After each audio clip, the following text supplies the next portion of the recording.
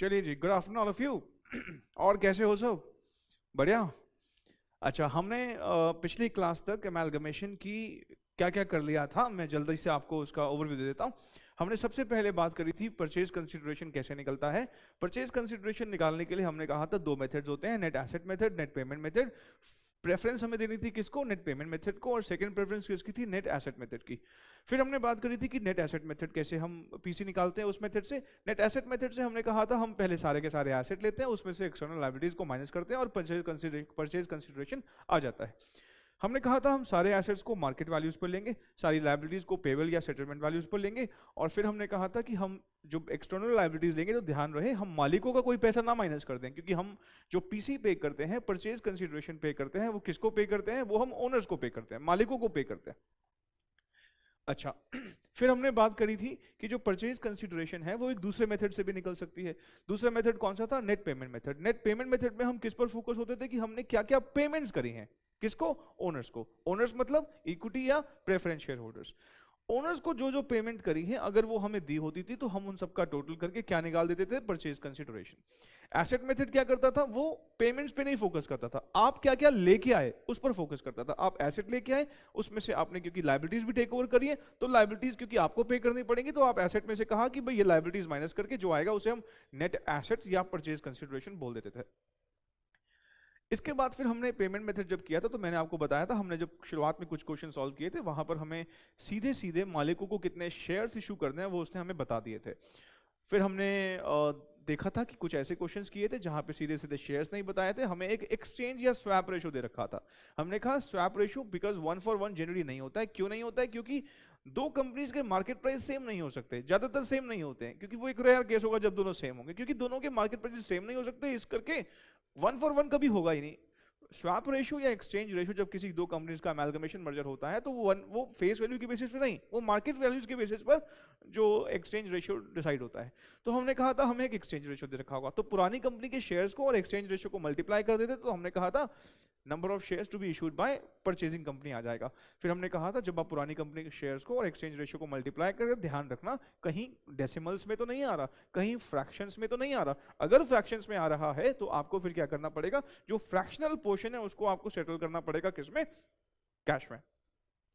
फिर हमने कहा था कई बार एक्सचेंज रेशियो भी नहीं देता, पर डीम्ड एक्सचेंज रेशियो निकल सकता है। डीम्ड स्वैप रेशियो कह लो या डीम्ड एक्सचेंज रेशियो कह लो। डीम्ड एक्सचेंज रेशियो या डीम्ड स्वैप रेशियो जो है वो जो हम कैलकुलेट करते हैं वो हम दोनों कंपनीज के intrinsic values, market values, fair values, इनके बेसिस पे करते हैं। Deemed swap ratio, intrinsic employed swap ratio जो है हम उसको कैलकुलेट करते हैं दोनों कंपनीज के मार्केट वैल्यूज के बेसिस पर। तो मैंने आपको याद होगा एक बताया था, फॉर्मूला ही लिखवा दिया था मैंने, क्या? Value of vendor divide by value of purchaser. Vendor की वैल्यू परचेजर की वैल्यू को, अगर हम वेंडर की वैल्यू को परचेजर डिवाइड करें तो क्या आ जाता था? Deemed swap ratio.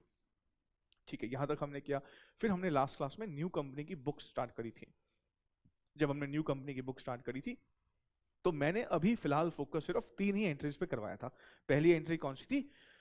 Business purchase debit to liquidator of old company, याद है आपको? दूसरी एंट्री कौन सी थी? हम उसके सारे एसेट्स अपनी किताबों में लेके आते थे, assets debit to liabilities to business purchase. फिर मैंने कहा था बैलेंसिंग फिगर या तो गुडविल आएगा या कैपिटल रिजर्व आएगा। और तीसरी एंट्री क्या थी? तीसरी एंट्री थी पीसी को डिस्चार्ज करने की। लिक्विडेटर ऑफ ओल्ड कंपनी को हम डेबिट कर देते थे और साथ में क्या करते थे? टू जो होती दिया है आपने, to equity share capital, to preference share capital, to bank, जो भी आपने दिया है वो हम डिस्चार्ज कर दिया करते थे। हमने कहा था अभी हम 3 ही एंट्रीज पर फोकस कर रहे हैं, बाकी की एंट्रीज हम धीरे धीरे करके ऐड ऑन करते जाएंगे और समझते जाएंगे। पहले हमने फोकस किस पे किया था? 3 ही एंट्रीज पर। Business purchase debit to liquidator, याद है हमने कुछ इसके लॉजिक्स भी क्लियर किए थे। बिजनेस परचेज मतलब वो उन सारे नेट एसेट्स को रिप्रेजेंट कर रहा है जो आपने टेक ओवर किए हैं। लिक्विडेटर मतलब आपने सामने वाली कंपनी के शेयर होल्डर्स के एक रिप्रेजेंटेटिव को पीसी ड्यू कर दिया और उसका नाम क्या रखा? लिक्विडेटर। लिक्विडेटर कब अपॉइंट होता है? जब कोई कंपनी लिक्विडेशन में जाती है, क्योंकि पुरानी company, old company, vendor company ने अपना बिजनेस बेच दिया तो वो तो बंद होने वाली है अब, और क्योंकि वो बंद होने वाली है इस करके उसका जो बिजनेस है कि उसकी जो बुक्स ऑफ अकाउंट्स है वो हम क्लोज करेंगे। तो जब बिजनेस बंद होता है तो फिर एक लिक्विडेटर अपॉइंट होता है, लिक्विडेशन पर लिक्विडेटर अपॉइंट होता है। उस लिक्विडेटर को हम, वो एक न्यूट्रल पर्सन है, जो बच्चे लिक्विडेशन कर चुके हैं आपको पता हो, वहां पर हमने देखा था कि लिक्विडेटर कैसे अपॉइंट होता है। लिक्विडेशन के दौरान फिर हम एक लिक्विडेटर को अपॉइंट करते हैं, हम वो पीसी उसके हाथ में देते हैं, फिर वो आगे जाके सारे के सारे शेयर होल्डर्स को डिस्ट्रीब्यूट कर देगा। ठीक है, ये सब करने के बाद फिर हमने एक तीसरी एंट्री भी पास करी थी, दूसरी एंट्री पास की थी। उसमें हमने क्या किया था, बिजनेस परचेज जो सारे के सारे नेट एसेट्स को रिप्रेजेंट कर रहा था उसको खत्म कर दिया, और उसके बदले में क्या लिया, sundry assets debit to sundry liabilities, assets debit liabilities credit, और टू बिजनेस परचेज खत्म हो जाएगा फर्स्ट और सेकंड एंट्री में, और उसको हटा के क्या आ जाएंगे, एसेट्स और लायबिलिटीज। फिर मैंने कहा था सेकंड एंट्री में अगर बैलेंसिंग फिगर आता है कुछ, इसका मतलब अगर आपने ज्यादा पैसे दिए हैं तो वो गुडविल के दिए होंगे, एक्स्ट्रा पैसे दिए हैं हम गुडविल मानते हैं, कम पैसे दिए हैं तो कैपिटल रिजर्व मानते हैं। इसके ऊपर भी हमने डिटेल डिस्कशन पिछली क्लास में कर लिया था। फिर हमने लिक्विडेटर ऑफ ओल्ड कंपनी को डेबिट करके उसको पीसी दिया था, पीसी में जो भी दिया होगा आपने शेयर्स, डिवेंचर, क्रेडिट, कैश वगैरह, वो सब वहां पर आके क्रेडिट हो जाएगा। आज हम अपनी डिस्कशन को आगे बढ़ाएंगे। न्यू कंपनी की बुक्स को आज हम थोड़ा सा बढ़िया से समझेंगे, क्योंकि पिछली क्लास में शायद हमने एक ही क्वेश्चन सिर्फ सॉल्व कर पाए थे, ज़्यादा भी हुआ नहीं था। मैंने बेसिक एक्सप्लेनेशन दिया था और फिर हमने एक सिंगल क्वेश्चन, वो भी मैंने शायद लिखवाया था बुक पे, तो हम अभी आए नहीं न्यू कंपनी की बुक्स ऑफ अकाउंट्स के लिए। आज की क्लास हमारी पूरी की पूरी डेडिकेटेड है किसको, न्यू कंपनी के बुक्स ऑफ अकाउंट्स को। आज की क्लास और आगे आने वाली कुछ क्लासेस और हम सिर्फ और सिर्फ बात करेंगे सिर्फ न्यू कंपनी के बुक्स ऑफ अकाउंट्स पर। अब आप थोड़ा सा फोकस रहिएगा, अब ये टॉपिक एक्चुअली में एक अलग रूप लेने वाला है धीरे धीरे करके। इस टॉपिक की कॉम्प्लेक्सिटी, इस टॉपिक के जो इंट्रिकेसीज हैं वो बढ़ती जाएंगी। मुश्किल नहीं है, बस जो लैकिंग रह जाता है बच्चे के पार्ट पर वो है प्रैक्टिस और रिवीजन। इस चैप्टर के साथ प्लीज थोड़ा सा तमीज से पेश आना। ये ईसॉप की तरह नहीं है, ये अंडरराइटिंग की तरह नहीं है, ये profit loss prior to incorporation की तरह नहीं है कि आपने अगर इसको इग्नोर भी किया तभी वो आपको प्यार दे। ये लात मारता है, बढ़िया से लात मारता है, इसलिए इस पे थोड़ा ध्यान से बड़े तमीज से पेश आना है इस चैप्टर के साथ। साथ बिल्कुल आपको बार बार रिपीट करके बोल रहा हूँ, अगली क्लास देखने से पहले पिछला जितना भी आपने नोटबुक बनाई होगी ना घर पर, जितना भी पिछला किया उसको जरूर रिवाइज कर करके फिर ही आगे बढ़े। ऐसा ना करें कि पुराना छोड़ और नया पकड़, पुराना छोड़ नया पकड़, नया पकड़ा ही नहीं जाएगा, नया भी छूट जाएगा। ऐसे पुराने को भी साथ लेके चलना है और नया तो आप पकड़ ही रहे हैं रोज, ठीक है ना। ठीक है, तो हम अब बात करते हैं आगे। मैं जब आपको इस चैप्टर को पढ़ाया था, जब शुरू करवाया था ये चैप्टर, तो आपको याद होगा हमने ना कुछ ऐसा लिखा था। मैं दिखाता हूं आपको, देखो हमने क्या लिखा था। हमने लिखा था acquisition of a corporate concern, acquisition of a non corporate concern, acquisition of a corporate concern, acquisition of a non corporate concern. याद है, जब हम किसी कंपनी को ही टेक ओवर करते हैं, ए लिमिटेड ने बी लिमिटेड को टेक ओवर किया, तो हम बोलते हैं कि हमने किसी कॉर्पोरेट कंसर्न को टेक ओवर किया। जब हम किसी नॉन कॉर्पोरेट कंसर्न को टेक ओवर करते हैं, इसका क्या मतलब है कि जब हम किसी प्रोप्राइटरशिप को या किसी पार्टनरशिप फर्म को टेक ओवर करते हैं तो वो एक दूसरा ऑब्जेक्ट, दूसरा एक set of books of accounts है। मतलब हमें दो सेट्स में पढ़ना है इसको, एक जब हम किसी कॉर्पोरेट कंसर्न को टेक ओवर करते हैं और जब हम किसी नॉन कॉर्पोरेट कंसर्न को टेक ओवर करते हैं। देखो, कॉर्पोरेट कंसर्न का टेक ओवर या नॉन कॉर्पोरेट कंसर्न का टेक ओवर, अकाउंटिंग 100% सेम है, सिमिलर, बिल्कुल एक पैसे का फर्क नहीं है, 100% सिमिलर है, कोई फर्क ही नहीं है, बिल्कुल एग्जैक्टली सेम है, 100% सिमिलर अकाउंटिंग है। अगर हम किसका टेक ओवर करें, दोनों में से किसी का भी करें, कॉर्पोरेट या नॉन कॉर्पोरेट, बस एक माइनर सा डिफरेंस है। क्या? कॉर्पोरेट कंसर्न हो या नॉन कॉर्पोरेट कंसर्न हो, परचेज कंसिडरेशन जैसे निकलता है एसेट पेमेंट मेथड से वैसे ही निकलेगा। मैं भी करके भी दिखाऊंगा आपको, एंट्रीज भी बिल्कुल वैसे ही पास होंगी, एक छोटे से डिफरेंस के साथ। देखो, जब हम पहली एंट्री पास कर रहे थे तो हम एंट्री क्या करते थे, business purchase debit to liquidator of old company. अब ध्यान रहे, लिक्विडेटर जो अपॉइंट होता है वो लिक्विडेशन ऑफ कंपनी के केस में अपॉइंट होता है। जब आप किसी पार्टनरशिप फर्म को या प्रोप्राइटरशिप फर्म को टेक ओवर करेंगे तो उसके लिए ना कोई कोर्ट या एनसीएलटी का सुपरविजन नहीं चाहिए। लिक्विडेशन जब किसी प्रोप्राइटरशिप का होता है या पार्टनरशिप फर्म का होता है तो उस केस में कोई लिक्विडेटर अपॉइंट नहीं करते। जब आप किसी नॉर्मल चमनलाल से बिजनेस परचेज करते हो तो उस चमनलाल को जब आप देखोगे तो वो लिक्विडेटर थोड़ी अपॉइंट करेगा, आप उस चमनलाल को दे दोगे पैसे। मतलब सीधा सीधा ये है, जब पार्टनरशिप फर्म या प्रोप्राइटर को टेक ओवर करते हैं, मुझे दिख रहे हैं एक दो ओनर ही हैं, यही दो मालिक हैं, एक दो मालिक है, तो हम उन्हीं को बिजी पकड़ा देते हैं। भाई कंपनी के केस में तो क्या है ना, बहुत सारे शेयर होल्डर हैं, लिक्विडेटर अपॉइंट करना जरूरी है, उनका कंपनी में तो बहुत सारे लोगों का स्टेक इन्वॉल्व है, तो एक रिप्रेजेंटेटिव होना जरूरी है उन सबका। लेकिन जब मैं एक नॉन कॉर्पोरेट कंसर्न को टेक ओवर करता हूं तो उस केस में लिक्विडेटर का कोई रोल नहीं रहता। मतलब हमारी फर्स्ट एंट्री में बस छोटा सा फर्क आता है, हम वैसे नॉर्मली क्या एंट्री करेंगे, बिजनेस परचेज टू लिक्विडेटर, लेकिन जब कोई नॉन कॉर्पोरेट को टेक ओवर करेंगे ना तो business purchase debit to liquidator ना आगे उस प्रोप्राइटर का या पार्टनर का नाम आ जाएगा। से आपने किसी भल्ला जी से कंपनी खरीदी तो आप क्या बोलोगे, लिक्विडेटर, और लिक्विडेटर की जगह क्या बोलोगे, business purchase debit to liquidator, नहीं टू भल्ला जी। किसी गुप्ता जी से बिजनेस परचेज किया तो आप क्या करोगे, क्या करोगे, business purchase debit to Gupta ji. किसी बंसल जी से, अग्रवाल जी से, या फिर कोई और सो कॉल जो भी बिजनेसमैन हो उसको टेक ओवर करेंगे तो हम क्या करेंगे, लिक्विडेटर को उसका नाम क्रेडिट करेंगे, उसका नाम क्रेडिट करना है हमको, ना कि हमें उसको, लिक्विडेटर उस केस में होगा नहीं। आ रही मेरी बात समझ में आपको? चलो ठीक है, तो अब एक क्वेश्चन करते हैं इस पर्टिकुलर बात पर। तो हम वो करेंगे क्वेश्चन नंबर कौन सा, इस कॉन्सेप्ट के ऊपर हम आज अब अपनी न्यू कंपनी की बुक्स की प्रैक्टिस करने वाले हैं। और जो क्वेश्चन हम सॉल्व करेंगे आज पहला वो है 23। ठीक है, आइए क्वेश्चन नंबर 23 पढ़ते हैं, इसको रीड करना आप मेरे साथ साथ।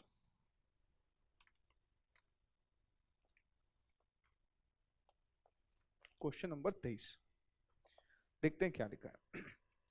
कहता है स्नोव्यू लिमिटेड जो है वो रजिस्टर किया गया किस authorise capital 1 lakh, equity shares कितने रुपए के हैं उनके, 10 रुपए के, और कहता है इसने एक्वायर किया किसी मिस्टर बंसल का बिजनेस, किसी मिस्टर बंसल का बिजनेस एक्वायर किया कितने रुपए में, 2.5 लाख रुपए में। कैपिटल है, रिजर्व है, क्रेडिटर्स है, बिल्स पेबल है, प्रेमाइजेस है, मशीनरी है, स्टॉक है, डेटर है, minus provision, cash at bank है।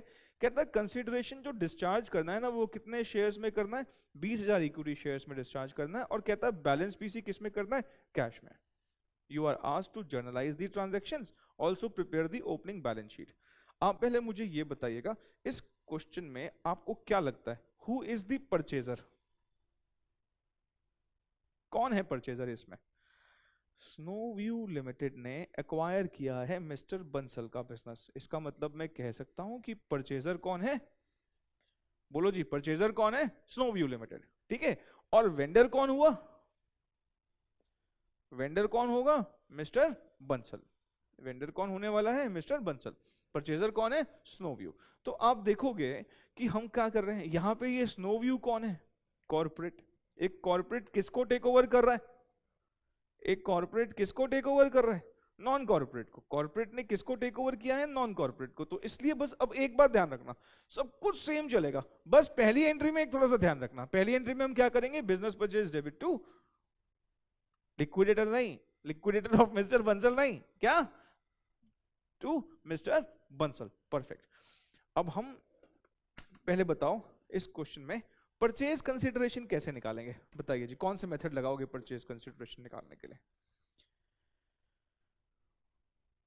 क्या कह रहे हो, एसेट मेथड? अच्छा जी, और भी कोई? आप क्या बोल रहे हो, पेमेंट मेथड? ओहो बढ़िया बढ़िया, एसेट मेथड, पेमेंट मेथड, आप दोनों लगा दोगे, कोई भी लगा दोगे। तो मुझे ये बताओ फिर इसका क्या करोगे, ये जो 2.5 लाख रुपए लिखा है इस 2.5 लाख का क्या करोगे भाई? अगर आप सपोज पे मेथड लगा, अरे यहां पर परचेज कंसीडरेशन दिया हुआ है, it acquired the business of mister Bansal at an agreed price of 2.5 lakh रुपए। जो पीसी दिया हुआ है तो फिर निकालने की नीड है क्या? सर हमने दो क्लास से मेहनत कर रहे हैं, अब ऐसे थोड़ी हमें अपनी मेहनत को यूज कर, अरे मेहनत यूज करने के चक्कर में क्वेश्चन थोड़ी गलत कर दोगे। यहां पे परचेज कंसीडरेशन जो है वो क्या है, गिवन है। परचेज कंसीडरेशन जो है वो यहां पर गिवन है, ठीक है। तो इसका मतलब क्या हुआ, परचेज कंसीडरेशन सिर्फ तभी निकाली जाती है जब गिवन ना हो। यहां पे तो गिवन है ना, तो फिर मेथड मेथड का सोचना ही भी क्या, 2.5 लाख रुपए की पीसी गिवन है। अब जब ये 2.5 लाख रुपए की पीसी गिवन है, इसने बताया है कि ये पीसी डिस्चार्ज कैसे करनी है। कहता है हम ये पीसी डिस्चार्ज पता है कैसे करेंगे, इक्विटी शेयर्स देके। कितने के इक्विटी शेयर्स देने वाले हैं, 20,000 इक्विटी शेयर्स देने वाले हैं, 10 रुपए का एक है, इसका मतलब 2 लाख रुपए के इक्विटी शेयर्स देने वाले हैं। और जानते हो क्या देने वाले, कैश। तो बैलेंसिंग फिगर कैश में दे दोगे, कितना पीसी दोगे, 2 लाख के साथ 50,000 रुपए क्या दे दोगे आप, कैश दे दोगे। 2 लाख रुपए के साथ साथ 50,000 रुपए किस चीज के दोगे आप, कैश के दोगे। यहां तक क्लियर है आपको मेरी बात? पहले बताओ समझ में आ रही है? जी सर बिल्कुल समझ में आ रही है। अब एक बात ध्यान रखना हमेशा अब ना हम न्यू कंपनी के बुक्स ऑफ अकाउंट्स कर रहे हैं, आप परचेज कंसिडरेशन जैसे मर्जी निकालो, पेमेंट मेथड निकालो, एसेट मेथड निकालो, या दे रखी हो, जैसे मर्जी आपके सामने पीसी आए, इतने तक ही काम नहीं चलेगा। अब आपको एक और बात का जवाब देना पड़ेगा, और वो कौन सी बात है कि ये जो परचेज कंसिडरेशन निकाली है इसको डिस्चार्ज कैसे करना है। अब आपको पता है ना, थर्ड एंट्री में हम पीसी देने का काम करते हैं, तो पता तो हो पीसी दी कैसे है, मतलब पीसी निकालना ही इनफ नहीं है आपसे, पीसी को डिस्चार्ज कैसे किया है, अब ये भी जरूरी है निकालना। देखो जब हम पेमेंट मेथड से पीसी निकालेंगे ना, तो ये जवाब तो उसमें ऑटोमेटिकली इनबिल्ट होता है, क्योंकि मैं पेमेंट्स को ही यूज करके पीसी निकाल रहा हूं। लेकिन जब मैं नेट एसेट मेथड से पीसी निकालूंगा ना, तो हमें एक और बात का जवाब देना पड़ता है, और वो बात क्या, कि ये पीसी जो है, जो नेट एसेट मेथड से भी निकाला हो, ये पीसी को डिस्चार्ज कैसे किया, how we are discharging this PC. Of course shares देके, कैश देके, डिवेंचर देके, कुछ भी देके हम उस पीसी को डिस्चार्ज कर सकते हैं, जैसे वो कहेगा अकॉर्डिंगली कर देंगे। यहाँ पे कैसे डिस्चार्ज कर रहे हैं, शेयर्स देके और कैश देके, ठीक है।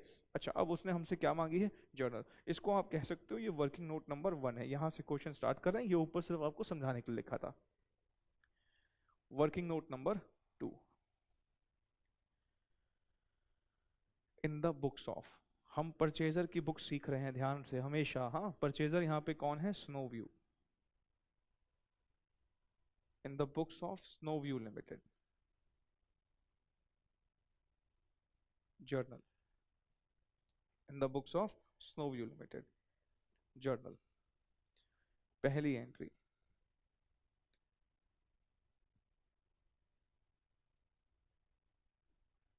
बिजनेस परचेज डेबिट,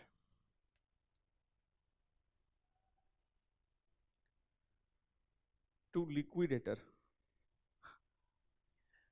नहीं नहीं नहीं सर, ये नॉन कॉर्पोरेट कंसर्न का टेक ओवर है, लिक्विडेटर नहीं आएगा। किसका नाम आएगा, बहुत बढ़िया, मिस्टर बंसल, जो यहां पर वेंडर है। वेंडर कौन है यहां पर, मिस्टर बंसल। कितने रुपए, ये एंट्री पहली वाली हमेशा किससे होती है, पीसी के अमाउंट से। पहली वाली एंट्री हमेशा किस अमाउंट से होती है, परचेज कंसिडरेशन के अमाउंट से। और इसका नरेशन क्या लिखा जाता है, बीइंग बिजनेस परचेज्ड, ठीक है, बीइंग बिजनेस परचेज्ड। ये करने के बाद हम उसके बाद जब सेकेंड एंट्री की तरफ चलते हैं, तो सेकेंड एंट्री में क्या होता है, जो अपना बिजनेस बेच रहा होता है उसके सारे के सारे एसेट्स, उसके सारे के सारे लायबिलिटीज हम अपनी किताबों में इनकॉर्पोरेट कर लेते हैं। तो हम एंट्री याद है क्या करते थे, एसेट्स को डेबिट किया, लायबिलिटीज को क्रेडिट किया, टू बिजनेस परचेज किया, और बैलेंसिंग फिगर गुडविल या कैपिटल रिजर्व में चले जाएगा, ठीक है। तो सेकंड एंट्री में हो सकता है मुझे थोड़ा ज्यादा जगह की जरूरत पड़े, तो मैं इसलिए पेज बदल रहा हूं। फर्स्ट आप इसके नीचे कीजिएगा of course. Second entry, business कौन बेच रहा है बोलो, बिजनेस कौन बेच रहा है, मिस्टर बंसल। और मिस्टर बंसल की बैलेंस शीट ही है ये, क्योंकि जो वेंडर होता है उसी की बैलेंस शीट दे रखी होती है। उसके ये सारे एसेट्स, ध्यान से, उसके सारे एसेट्स और एक्सटर्नल लायबिलिटीज, ये एक्सटर्नल लायबिलिटी है, ये एक्सटर्नल लायबिलिटी, कैपिटल और रिजर्व दोनों किसको बिलोंग करते हैं, ओनर्स को। ये नहीं लेके आते अपनी किताबों में, इन्हीं के तो बदले हमने उनको पीसी दिया है, ये नहीं लेके आते अपनी किताबों में। हमारी किताबों में क्या आता है, बिजनेस। और बिजनेस का मतलब क्या है, एसेट्स एंड एक्सटर्नल लायबिलिटीज। ये हमेशा ध्यान रखना, हम हमेशा अपनी किताबों में क्या लेके आते हैं, एसेट्स एंड एक्सटर्नल लायबिलिटीज। तो अब आप एक एक करके चेक करेंगे। फ्री होल्ड प्रेमाइजेस हमारा पहला एसेट। अभी तो नीचे कोई वैल्यूज दी नहीं हुई, लेकिन अगर मार्केट वैल्यूज दे रखी होती तो हम यही मान के चलते हैं सामने वाले ने अपना बिजनेस मुझे किस पर बेचा होगा, मार्केट वैल्यूज पर। तो हम यहाँ मार्केट वैल्यूज लेके आते। भाई सामने वाले की किताब में 10 लाख की लिखी थी लैंड एंड बिल्डिंग, आज वैल्यू 1 करोड़ रुपए की है। जब अपनी किताबों में लेके आओगे तो 1 करोड़ का ही दिखाओगे ना, जितने का उसने कितने में बेचा होगा, आपको 10 लाख में थोड़ी बेचा होगा, 1 करोड़ में बेचा होगा तो 1 करोड़ ही दिखाओगे। तो हम इसलिए मार्केट वैल्यूज दिखाते हैं। यहाँ मार्केट वैल्यूज दी नहीं हुई, इसलिए हम यहाँ पर कौन सी वैल्यूज ले रहे हैं, बुक वैल्यूज, ठीक है। फ्री होल्ड प्रेमाइजेस के बाद आप क्या लिखोगे, plant and machinery 80,000, stock 20,000, debtors, यहां पे कुछ बच्चों को आएगा डाउट, 27,500। आप कहोगे सर ये क्या लिख रहे हो आप, ध्यान से, हाँ डेटर्स मैंने नेट नहीं लिखा है, 25 नहीं लिखा है, क्या लिखा है 27,500। उसका लॉजिक अभी बताता हूं। उसके बाद है बैंक, कितने का बैंक डेबिट करोगे? 75,000। और यहाँ पे क्या लेके आते हो आप? External liabilities. मैं आपको आज से एक राय दूंगा, आप सीधा उसी के नीचे लिखना ना शुरू करें। क्यों? एक लाइन छोड़ के चलें। हो सकता है ना कि गुडविल कहीं ना आ जाए बैलेंसिंग फिगर, ठीक है, इसलिए मैं अब एक लाइन छोड़ रहा हूं। आगे से अब हम याद रखेंगे, जब जब हम क्वेश्चन सॉल्व करेंगे, ये सेकंड एंट्री पास करते वक्त जितने एसेट लिखेंगे एक लाइन छोड़ के चलेंगे। क्यों? हो सकता है कहीं गुडविल ना, सीआर भी आ सकता है मानता हूं, लेकिन हो सकता है गुडविल ना आ जाए, तो लिखने की जगह तो हो ना, तो हमने इसलिए एक लाइन छोड़ दी है। इसके बाद हम क्या करें? Sundry creditors 50,000, to bills payable 30,000, ठीक है। और मैंने बताया था क्या करना है आपने, बिजनेस परचेज, ठीक है, लेकिन उससे पहले पता क्या करना है? ये लिखना है provision. Provision for doubtful debt ना, यहाँ पर प्रोविजन फॉर बैड डेट उसने लिखा हुआ पूरा, तो हम लिख देते हैं प्रोविजन फॉर बैड डेट्स। कितना है प्रोविजन फॉर बैड डेट्स? 2500। ये ध्यान देने वाली चीज है।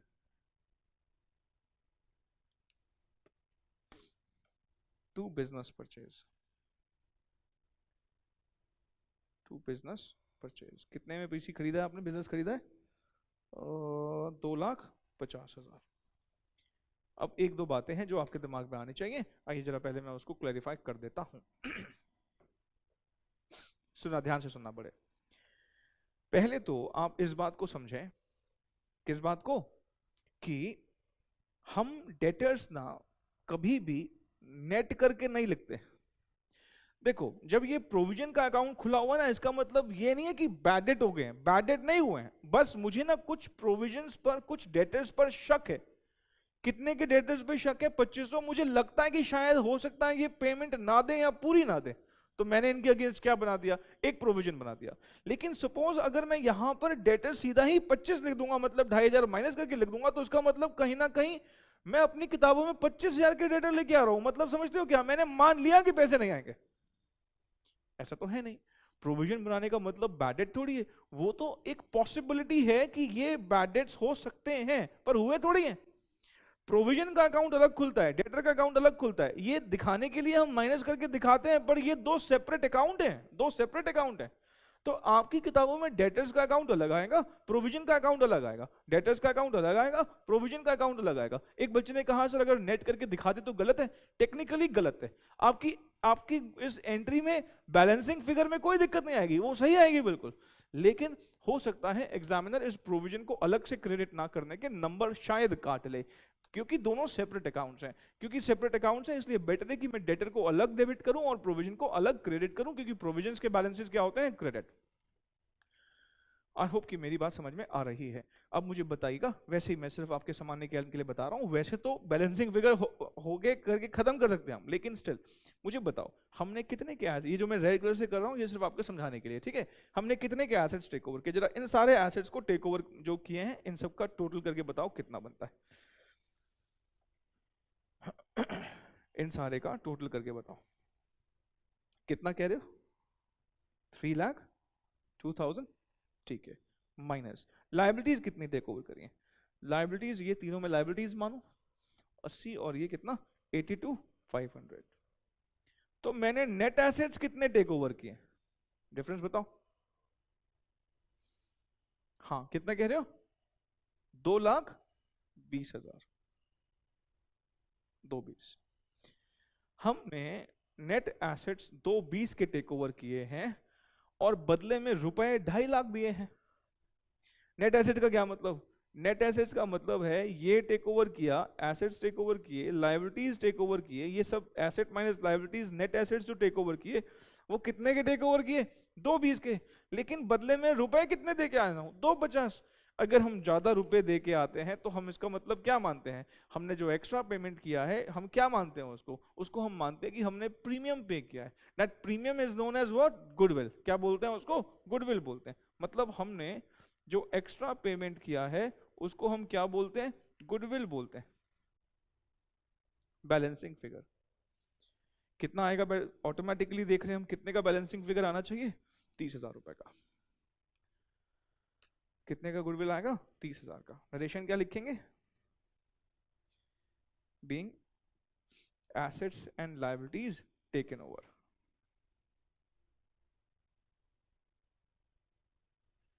Being assets and liabilities taken over. आपको देखो ये सब ड्रामा नहीं करने की जरूरत, जो मैंने यहाँ पे रेड कलर से किया ना, और ये सर्कल, ये सब करने की जरूरत नहीं है। आप सिंपली क्या करना, इधर बैलेंसिंग फिगर आए गुडविल, इधर बैलेंसिंग फिगर आए सीआर। इधर बैलेंसिंग फिगर आने का मतलब है आपने एक्स्ट्रा पेमेंट किया है, इधर बैलेंसिंग फिगर आने का मतलब है आपने कम पेमेंट किया। ठीक है, अच्छा इसके बाद हम थर्ड एंट्री क्या करते हैं बताइए जी। पीसी को डिस्चार्ज करते हैं। पीसी इस बार लिक्विडेटर को नहीं, मिस्टर बंसल को देनी है। तो थर्ड एंट्री क्या करूं,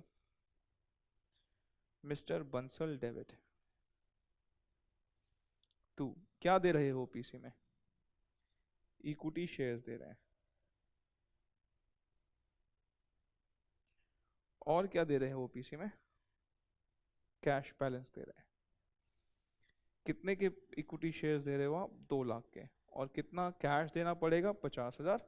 टोटल पीसी कितने का दोगे, 2.5 लाख।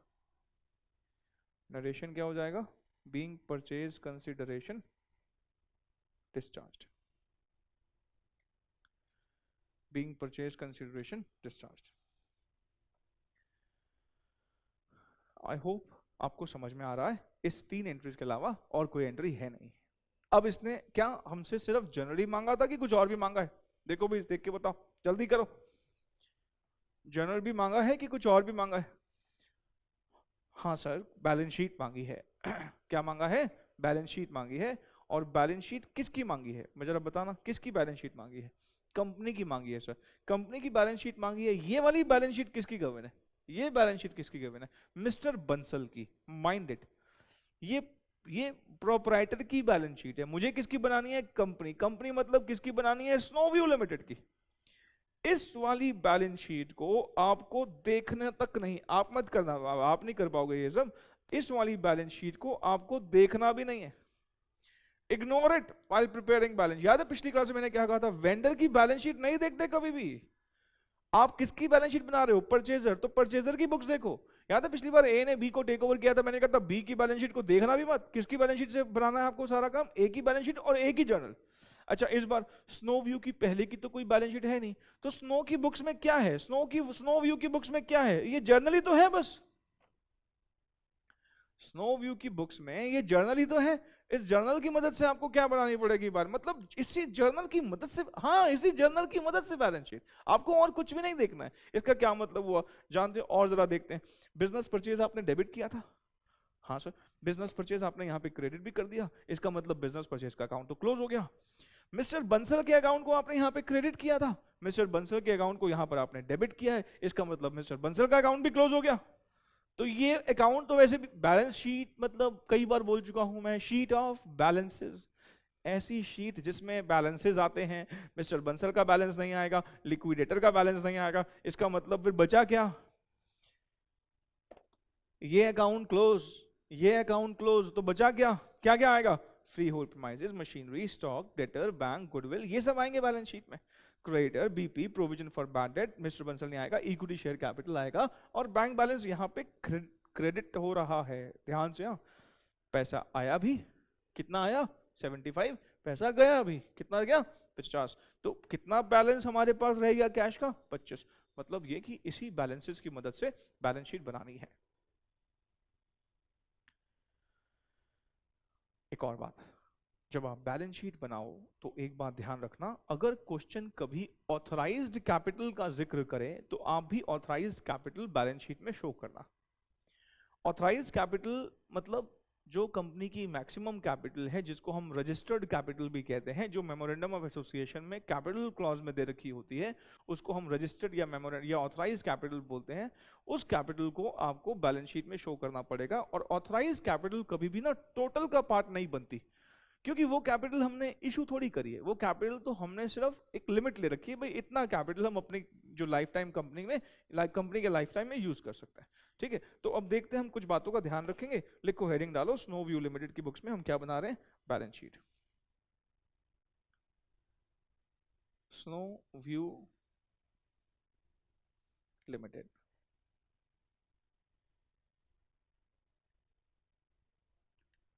Balance sheet.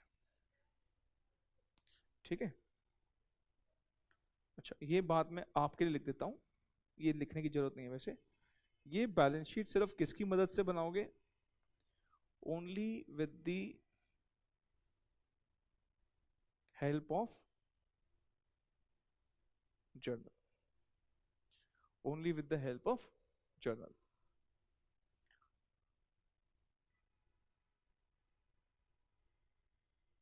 ठीक है, पहले क्या लिखते हैं हम? Equity and liabilities. ठीक है, equity and liabilities. Equity and liabilities में सबसे पहले क्या आ जाएगा? Share holder funds.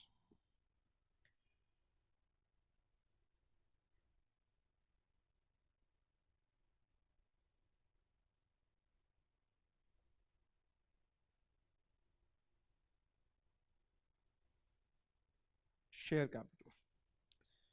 अब ध्यान से, शेयर कैपिटल में पहले क्या मेंशन करोगे आप?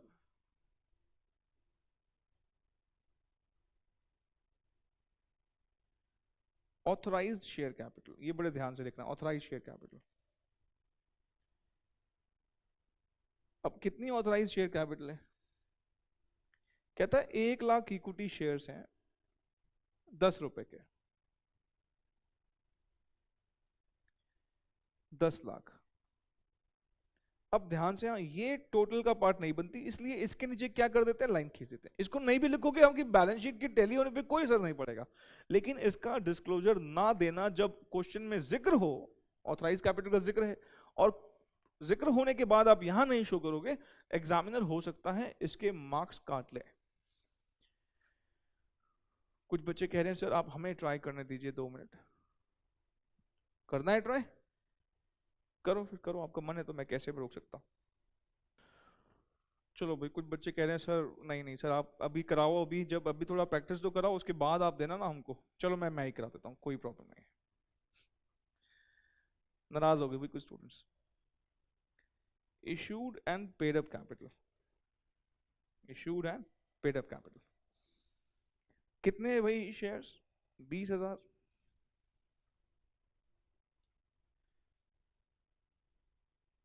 इक्विटी शेयर्स ये एक्चुअली में इशू हुए स्नोव्यू लिमिटेड ने, यही तो शेयर्स दिए हैं मिस्टर बंसल को, 20,000 शेयर्स। तो ये इशू, ये वाली कैपिटल सिर्फ कब देनी होती है? जब क्वेश्चन में इसका कोई हिंट हो।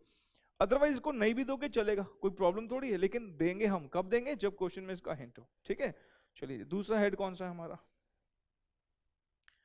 आपको बैलेंस शीट नहीं देखनी है, अपनी अपनी जर्नल देखनी है। क्या हमारे पास कोई नॉन करंट लायबिलिटी है? नहीं, हमारी कोई नॉन करंट लायबिलिटी नहीं दी हुई। हमारे पास क्या है? करंट लायबिलिटीज है। और करंट लायबिलिटीज में हमारे पास है क्रेडिटर्स है। कितने के क्रेडिटर्स टेक ओवर किए थे? 50,000 के। और हमारे पास है bills payable.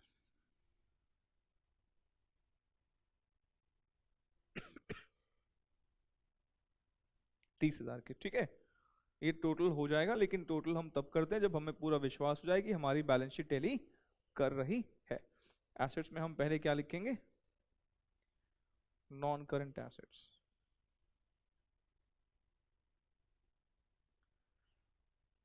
Non current assets पहले क्या आएगा इसमें? Free hold premises. Free hold premises कितने के हैं भाई? फ्री होल्ड प्रेमाइसेस जो हमने टेक ओवर किए हैं, देखो बैलेंस शीट नहीं सॉरी जर्नल देखो, कितना जर्नल में 1 लाख लिखा है। और हमारा कोई नॉन करंट एसेट आया जो टेक ओवर किया हमने? हमने sir plant and machinery take over किया। ठीक है जी, प्लांट एंड मशीनरी। आदत डालनी है जर्नल देखने की, बैलेंस शीट देखने की नहीं, गलतियां हो सकती हैं हमसे। जानते हो गुडविल भी ना एक नॉन करंट एसेट ही होता है, बस फर्क इतना है कि ये एक कौन सा एसेट है? ये एक इनटेंजिबल एसेट है।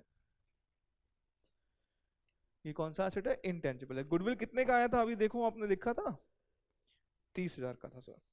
एक बच्चा पूछ रहा है कि सर आपने ऊपर प्रोविजन नहीं लिखा। प्रोविजन तो क्रेडिट बैलेंस होता है, तो आपको पता है ना जिसके डेबिट बैलेंसेस होते हैं वो एसेट साइड पर आता है, जिसके क्रेडिट बैलेंस होते हैं वो लायबिलिटी साइड पे आता है। देखो प्रोविजन जो है ना, हम दिखाने को तो यहाँ दिखा सकते हैं प्रोविजंस के नाम से यहाँ पर, लेकिन डेटर्स का प्रोविजन जब मैं आपको शेड्यूल 3 पढ़ाऊंगा कंपनीज के जो फाइनल अकाउंट्स हैं, जब शेड्यूल 3 पढ़ाऊंगा वहां पर मैं आपको बताऊंगा कि डेटर्स का प्रोविजन ना हमेशा डेटर्स में से माइनस करके दिखाया जाना चाहिए, just because of good presentation. एक अच्छी प्रेजेंटेशन तभी रिफ्लेक्ट होती है जब आप डेटर्स में से प्रोविजन को माइनस करते हो। ऐसा क्यों? देखो जब मैं अभी करके दिखाऊंगा तो आपको भी एक्सप्लेन करता हूं, अभी रुको, हाँ अभी एक्सप्लेन करता हूं। करंट एसेट्स,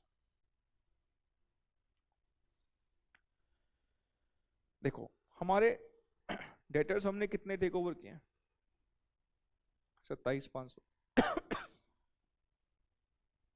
और प्रोविजन कितना है? प्रोविजन फॉर बैड डेट कितना टेक ओवर किया देखना जरा, 2500। और ये बाहर कितना आ जाएगा? 25,000। प्रेजेंटेशन तो ऐसे ही होगा। मान लो ये आप यहां नहीं, यहां शो करते, ये वाला प्रोविजन क्रेडिट बैलेंस की वजह से यहां शो करते, तो बैलेंस शीट तो फिर भी टैली होती है आपकी, बस प्रेजेंटेशन बदल जाती। वो प्रेजेंटेशन ठीक क्यों नहीं है? क्योंकि उस वाली प्रेजेंटेशन में ना यहाँ 27 बार आता, अभी क्या है 27,000 आपका यहां पर आ गया। ये बताता है कि ये हमारे टोटल डेटर्स हैं जिसमें से इतने डाउटफुल हैं और इतने गुड हैं। ये आपको टोटल डेटर की भी इंफॉर्मेशन देती है प्रेजेंटेशन, और गुड डेटर्स की भी देती है। देखो इस पे तो कोई शक नहीं है, मतलब हमारे इन्वेस्टर्स इस बात पे भरोसा कर सकते हैं कि भाई ये तो पूरे पैसे देंगे। ये कौन से हैं? ये टोटल डेटर है। ये कौन से हैं? ये डाउटफुल है। और ये कौन से हैं? ये गुड डेटर्स है। इसलिए बेहतर प्रेजेंटेशन यही होती है कि हम डेटर्स में से प्रोविजन को क्या करके दिखाएं? माइनस करके दिखाएं। डेटर्स के बाद हमने अगला एसेट कौन सा टेक ओवर किया है? Bank balance. तो बैंक बैलेंस हमारा जो है वो हमारा कितना बैंक बैलेंस है? 75,000 का बैंक बैलेंस है, लेकिन हमने 50,000 का बैंक बैलेंस पे भी कर दिया। तो हमारे पास अब कितने का बैंक बैलेंस बचा है? 25,000 का। कोई एसेट शायद रह गया हमारा, हाँ स्टॉक रह गया भाई। स्टॉक कितने रुपए का लिया है हमने? 20,000 का स्टॉक लिया है। और अब मुझे देख के बताओ क्या बैलेंस शीट हमारी टैली कर रही है? अगर कर रही है तो टोटल बता दो कितना आएगा। डेटर्स को लेके पॉइंट मैंने क्लैरिफाई कर दिया, प्रोविजन हमेशा इसमें से माइनस करके दिखाएंगे जहां जहां करना पड़ेगा। अभी एक क्वेश्चन और कराऊंगा ऐसा, तो आपको समझ में आ जाएगी बात। इसका टोटल बता दो कितना आ रहा है। ये तो मैं खुद भी कर दूंगा, 280 आ रहा है ये वाला, तो 250 और 30 280। देखो ये भी 280 है, 210 230, हाँ बिल्कुल ये भी 280, मतलब मैच कर गई है बैलेंस शीट, कोई प्रॉब्लम ही नहीं है। बैलेंस शीट बनाते वक्त क्या ध्यान रखना है? एग्जिस्टिंग बैलेंस शीट नहीं देखनी। क्यों नहीं देखनी? क्योंकि वो बैलेंस शीट मिस्टर बंसल की है और हम किसकी बना रहे हैं? Snow view. तो स्नो व्यू की तो बैलेंस शीट है नहीं। जिसकी बैलेंस शीट बना रहे हो तो एग्जिस्टिंग तो उसी की देखोगे ना, उसकी तो एग्जिस्टिंग नहीं रखी, तो बंसल जी की दे रखी है। तो स्नो व्यू की बैलेंस शीट कहाँ है? किससे बनाऊं? उसकी एग्जिस्टिंग तो नहीं है, तो जर्नल तो लेकिन उसी का ही है, तो उसी की मदद से क्या बना देंगे हम? Balance sheet. ठीक है, ये क्वेश्चन था, मेरे ख्याल से कोई प्रॉब्लम आपको नहीं आई होगी इस क्वेश्चन में। मैं एक नॉन कॉर्पोरेट कंसर्न का एक और क्वेश्चन कराऊंगा, तो हमें फिर नॉन कॉर्पोरेट कंसर्न का एक दिमाग में सेट हो जाएगा। ध्यान रखना ये क्वेश्चन और जो एक और करवाने वाला हूँ दोनों स्टडी मैट के हैं। एक एक बार शायद दोनों पूछे भी जा चुके हैं, क्योंकि पर स्टडी मैट के हैं, स्टडी मैट के क्वेश्चन कई बार दो दो तीन तीन बार भी पूछे जाते हैं, इसलिए एग्जाम के लिए बहुत ज्यादा रिलेवेंट है। बुक में ऐसा कोई भी क्वेश्चन नहीं है जो एग्जाम के लिए रिलेवेंट हो। इवन सारे क्वेश्चन जितने मैं करवाऊंगा सब एग्जाम के एग्जामिनेशन पॉइंट ऑफ व्यू से बिल्कुल पक्का पक्का आने वाले चांसेस पूरे पूरे हैं। तो मैं अगला क्वेश्चन करवाऊं, आप उसको रीड कीजिएगा। क्वेश्चन नंबर हम करेंगे, अगला है 24 नंबर 24, वुडलैंड्स लिमिटेड वाला क्वेश्चन है ना। हाँ ट्राई करो, ऐसा करो, मैं आपको इसमें 5 मिनट का वक्त देता हूं। इस क्वेश्चन में आप निकालो परचेज कंसीडरेशन। ठीक है, 5 मिनट का वक्त देता हूं, 5 मिनट के बाद मैं आपसे एग्जैक्ट मिलूंगा। परचेज कंसीडरेशन जो है आप इसमें कंप्यूट कर रहे हैं, कीजिए परचेज कंसीडरेशन।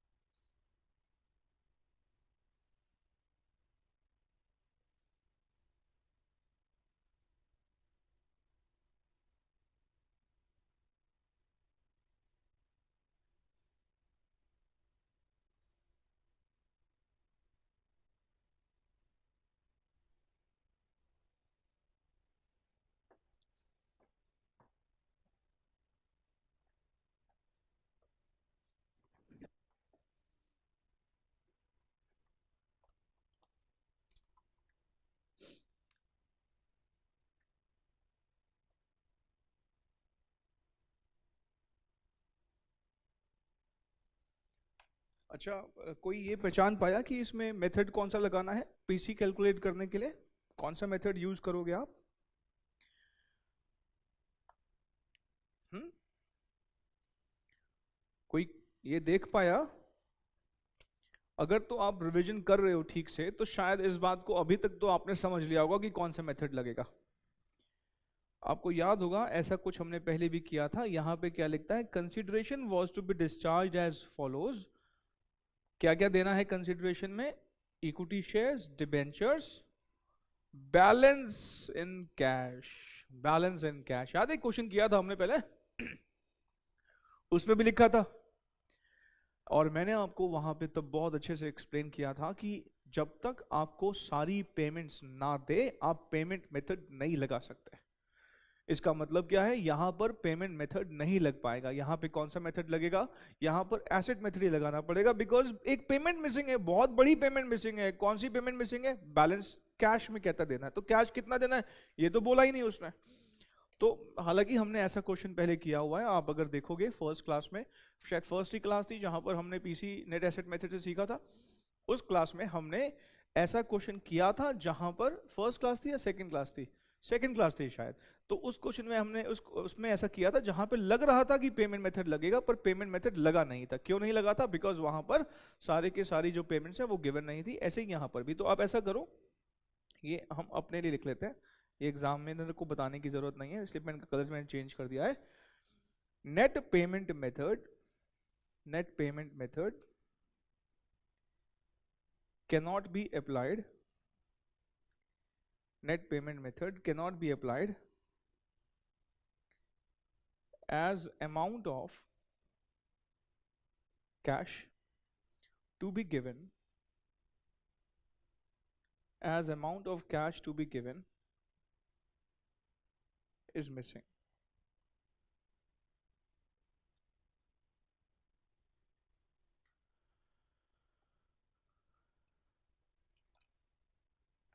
ठीक है, इसलिए नहीं लग पाएगा पेमेंट मेथड। तो कौन सा मेथड लगाओगे फिर आप? Asset method. तो working note number 1, calculation of purchase consideration.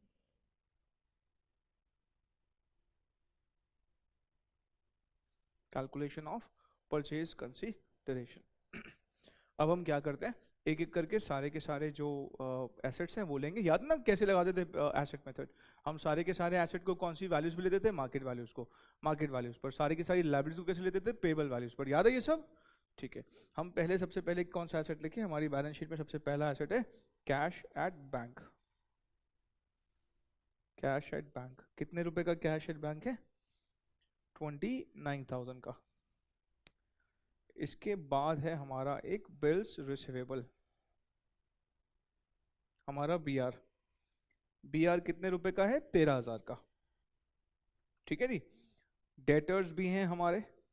अच्छा, डेटर के लिए कुछ बोला है क्या नीचे? हाँ सर, डेटर के लिए बोला है। क्या बोला है? कहता है एक 2.5% का ना प्रोविजन भी बनाना है। तो डेटर हैं कितने के? 48,000 के। इसके लिए क्या बना देंगे हम? प्रोविजन बना देंगे। प्रोविजन कितने का है? 48,000 का 2.5%। 48,000 का 2.5% कितना बता रहे हो भाई? 1,200 रुपए। 1,200 रुपए। तो ये कितना आ जाएगा? 46,800। 46,800। ठीक है। चलो अगला एसेट देखो कौन सा है हमारे पास। अगला एसेट है स्टॉक। स्टॉक के लिए देखो, कोई बताइए मार्केट वैल्यू कुछ? नहीं बताइए। अगर मार्केट वैल्यू नहीं बताता तो क्या करते हैं भाई? सर बुक वैल्यू ले लेते हैं। बुक वैल्यू कितने रुपए की है? 18,000 रुपए की। स्टॉक के बाद अगला एसेट है हमारा फर्नीचर एंड फिक्सचर्स।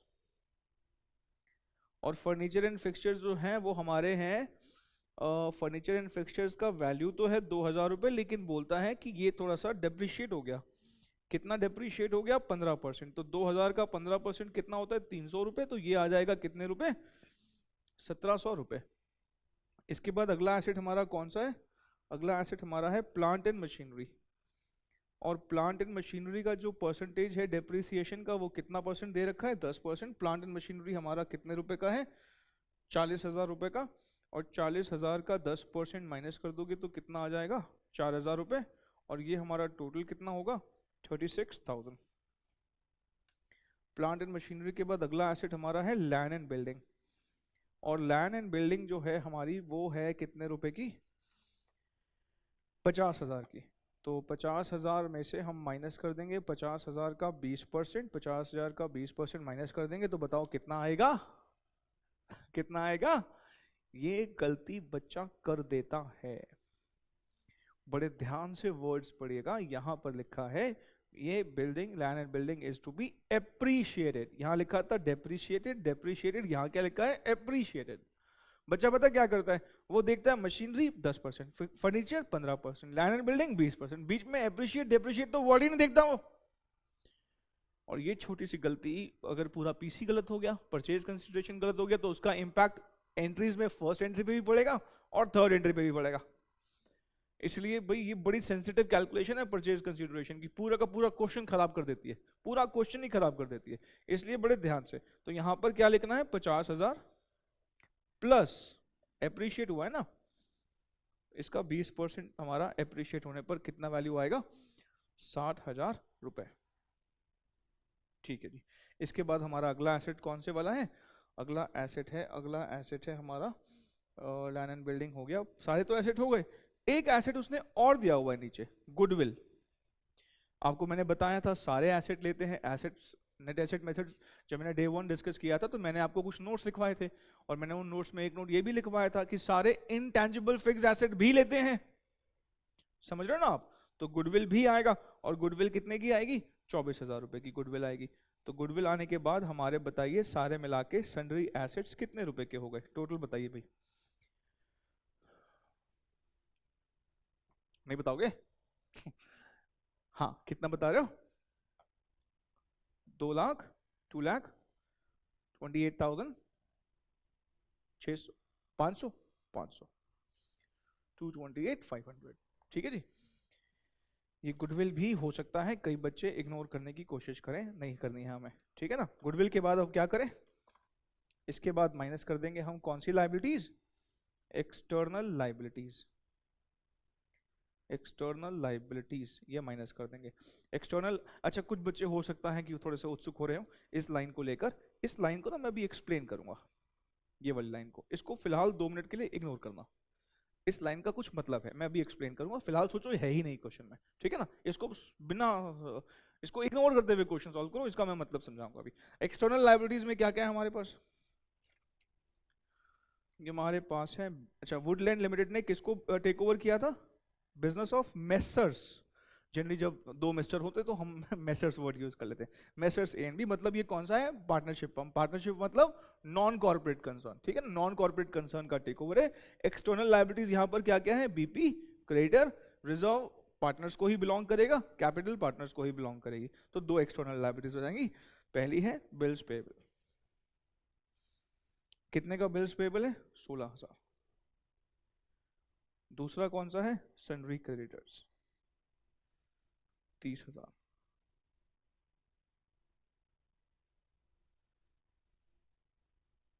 ठीक है, और ये क्या आएगा purchase consideration,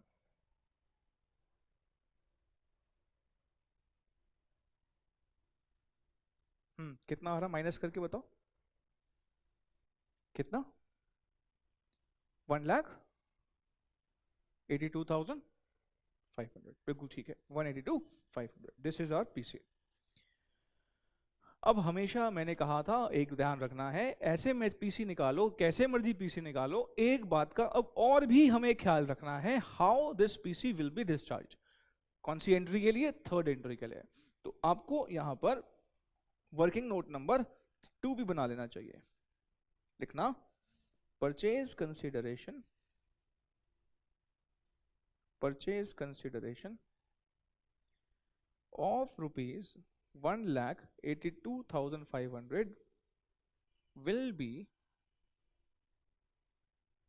discharged as under, will be discharged as under।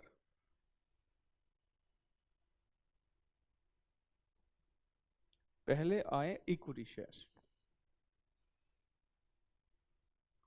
10,000 into 12, देखो मैं जानता हूं कि मैंने तीन चीजें दी हैं। कौन कौन सी तीन चीजें दी हैं? देखो लिखा हुआ ना यहाँ पर, तीन चीजें कौन कौन सी दी हैं? इक्विटी शेयर्स दिए हैं, डिबेंचर्स दिए हैं, और क्या दे रहे हैं? कैश दे रहे हैं। ये तीन चीजें दे रहे हैं ना। तो मुझे पता है कि इन तीनों को देने के बाद, इक्विटी शेयर्स, डिबेंचर और कैश, इन तीनों को देने के बाद हमारा पीसी कितना आएगा? ये आना चाहिए। यही टोटल पीसी है।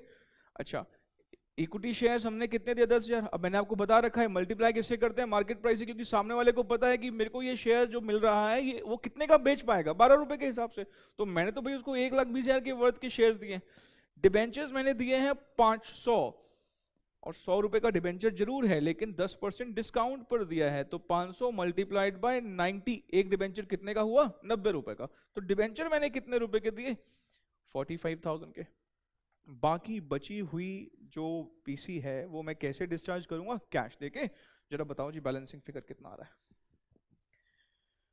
165 तो हो गया। कितना बता रहे हो? 17,500। ये किस काम आएगा? Third entry. अब ध्यान से एक बात को सोच और सुनना, समझना।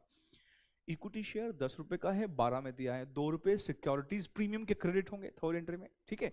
डिबेंचर डिस्काउंट पे इशू किए, इसका मतलब डिबेंचर्स जब मैं क्रेडिट करूंगा, देखो डिबेंचर हो या शेयर कैपिटल हो, जब भी क्रेडिट डेबिट होती है हमेशा फेस वैल्यू से होती है, मतलब मुझे यहां पर डिस्काउंट ऑन इशू भी डेबिट करना पड़ेगा डिबेंचर्स का। ये थर्ड एंट्री करते वक्त थोड़ा ध्यान से फोकस्ड करके हुए हमें एंट्री को रिकॉर्ड करना है। तो हमारा एक मेन काम हो गया। क्या मेन काम हो गया भाई? परचेज कंसीडरेशन हमने यहाँ पर जो निकाला वो कौन से मेथड से निकाला? एसेट मेथड से निकाला। और दूसरा हमने यहाँ पर पीसी डिस्चार्ज कैसे किया वो भी चाहिए होता है आपसे। अभी आपको ना हैबिट पड़ जाएगी, मैं बहुत सारे क्वेश्चंस करवाऊंगा जहां जहां पे परचेज कंसीडरेशन निकालेंगे तो हम एक और बात का सवाल का जवाब मांगेंगे कि ये पीसी डिस्चार्ज कैसे कर रहे हैं। क्यों? थर्ड एंट्री के लिए जरूरी है। जब जब न्यू कंपनी की बुक्स पास करोगे थर्ड एंट्री के लिए ये बात का पता होना जरूरी है कि पीसी डिस्चार्ज कैसे कर रहे हैं, ठीक है। चलो इसके बाद हमें अब क्या करना है? हमें अब बुक्स बनानी है। किसकी बुक्स बनानी है? वुडलैंड लिमिटेड की। आइए जरा इसको नोट कर लिया ना आप लोगों ने?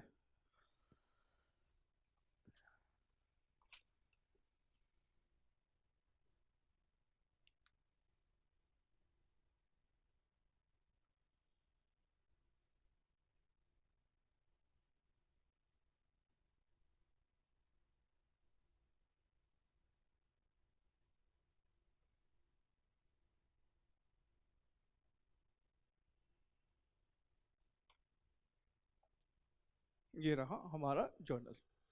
पहली entry, business purchase debit. First entry मुझे बताइए कौन सी वैल्यू से होती है? हाँ, ऑलवेज पीसी। पीसी कितना? 1,82,500। नरेशन क्या लिखोगे? Being business purchased. Being business purchased, ये हमने नरेशन लिख दिया, ठीक है। इसके बाद क्या करते हैं? इसके बाद उसके सारे के सारे एसेट्स हमारे हो जाते हैं, सारी की सारी लायबिलिटीज हमारी हो जाती हैं। और हमें इस बात का ध्यान रखना होता है कि हम उसके सारे एसेट्स और लायबिलिटीज जो हैं जब अपनी किताबों में लेके आएंगे तो कौन सी वैल्यूज पे लेके आएंगे? लेके आएंगे एसेट लायबिलिटीज कौन सी वैल्यूज पे लेके आएंगे? बुक वैल्यूज पर। कौन सी वैल्यूज पे लेके आएंगे? बुक वैल्यूज पर। सही बोल रहा हूं मैं? अरे यार कुछ तो करो प्लीज, इतना नहीं रिलैक्स होके बैठना है। बुक वैल्यू पे नहीं लेके आते हैं, कौन सी वैल्यूज पे लेके आते हैं? मार्केट वैल्यूज पर। क्यों मार्केट वैल्यूज पे लेके आएंगे? क्योंकि सामने वाला जब आपको बिजनेस बेचेगा तो वो कौन सी वैल्यूज पर देगा आपको? सारे के सारे अपने एसेट्स और लायबिलिटीज। वो सारे के सारे एसेट्स और लायबिलिटीज अपने बुक वैल्यू पे नहीं, मार्केट वैल्यू पे देगा। तो आपको यहां पर क्या लिखना है? सबसे पहले हम क्या करेंगे? सबसे पहले हम डेबिट करेंगे बैंक। कितना? 29,000। फिर हम डेबिट करेंगे बीआर। कितना डेबिट करेंगे? 13,000। फिर हम डेबिट करेंगे डेटर्स। आप देखो ना सारे एसेट्स लिखे हैं उसने कितने कितने, ध्यान रहे डेटर्स में 46,800 पे नहीं लिख रहा हूँ, कितने पे लिख रहा हूँ? 48,000 पे लिख रहा हूँ। मैंने बताया ना प्रोविजन अलग से क्रेडिट करना है। डेटर्स के बाद अगला एसेट कौन सा? स्टॉक। स्टॉक कितने का लिया है हमने? 18,000 का। स्टॉक के बाद अगला एसेट कौन सा लिया है आपने? Furniture fixtures. अब ध्यान से मार्केट वैल्यू लिखनी है हमने, कितने रुपए में लिया है? 1700 में। उसके बाद है प्लांट एंड मशीनरी, वो कितने में लिया है? 40 नहीं 36। लैंड एंड बिल्डिंग भी हमने 50 की नहीं ली है, कितने की ली है? 60 के लिए, और हमें यहाँ पर एक दे रखी है गुडविल। गुडविल कितने की लिए हमने यहाँ पर? 24,000। जानते हो इस क्वेश्चन में बैलेंसिंग फिगर नहीं आएगी। क्यों नहीं आएगी भाई? जो आपने एक्स्ट्रा पैसे दिए हैं वो उसने खुद ही बता दिया। गुडविल का क्या मतलब है कि मैंने कुछ एक्स्ट्रा पैसे दिए हैं परचेज बिजनेस खरीदते वक्त, जो बिजनेस के लिए आपने एक्स्ट्रा पैसे दिए उसने खुद ही बता दिया इतने एक्स्ट्रा दिए। मतलब अगर गुडविल आपको दे दी जाए, इसका मतलब बैलेंसिंग फिगर नहीं आएगी, बल्कि हमारी एंट्री वेरीफाई हो जाएगी। देखना, अगर एंट्री में कोई डिफरेंस नहीं आएगा, इस बार कोई डिफरेंस नहीं आएगा, आप चेक करना अभी। चलो गुडविल आ गया, अब तो कुछ जगह छोड़ने की भी जरूरत नहीं है क्योंकि गुडविल खुद ही दे रखी है उसने। अच्छा, लायबिलिटीज में पहले आप ऐसा करो, कोई भूल ना जाओ, पहले आप प्रोविजन फॉर डाउटफुल डेट ही लिख लो। कितने का बनाया था? 1200 रुपए का। इसको थोड़े भूलने के चांसेस रहते ना, इससे पहले ही निपटा लो उसको। 2 BP बिल्स पेबल, कितने का बिल्स पेबल था भाई? 16,000। 2 sundry creditors 30,000। 2 business purchase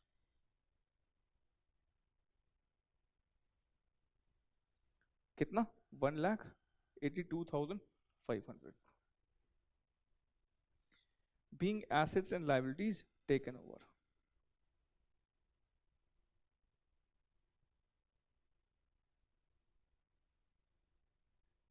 Being assets and liabilities taken over.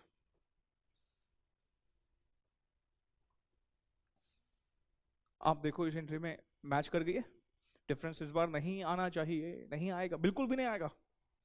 बिल्कुल, गुडविल अगर एडजस्टमेंट में दे रखी है, मैं फिर से बोल रहा हूं, गुडविल अगर एडजस्टमेंट में दी हुई है, डिफरेंस नहीं आएगा किसी भी हालत में। It will always be matching. ये एंट्री हमेशा मैच कर रही होगी। ठीक है, चलो अब थर्ड एंट्री करते हैं। ये बड़े ध्यान से देखने वाली है। पीसी डिस्चार्ज कर रहे हैं, ऊपर लिक्विडेटर नहीं, किसको क्रेडिट किया है? Messrs A and B. तो मेसर्स ए एंड बी को डेबिट करेंगे। अब ध्यान से, हाँ, मैं अभी पहले देख लो, हमने एक लाइन छोड़ी है, डिस्काउंट डेबिट करना है, क्योंकि इक्विटी शेयर कैपिटल कितने की है? 10,000 इंटू 10, 1,00,000। Securities premium 10,000 into 2, 20,000। ये ध्यान से, हाँ, सिक्योरिटीज भी हम भूलने के पूरे पूरे चांसेस रहते हैं। मैंने बताया था ना, मैं अपने स्टूडेंट लाइफ में बहुत बार भूलता था, प्रैक्टिस कर करके दिमाग से ये बात आई कि भाई ये नहीं भूलना है किसी भी हालत में। आज तक वो डाउट याद है। सारा खेल प्रैक्टिस का, जितना प्रैक्टिस करोगे उतना लंबा रिटेंशन रहेगा आपको हर एक पर्टिकुलर चीज का। चलो उसके बाद है 2 डिबेंचर्स। डिबेंचर्स का कोई रेट वेट है क्या? 14% डिबेंचर्स।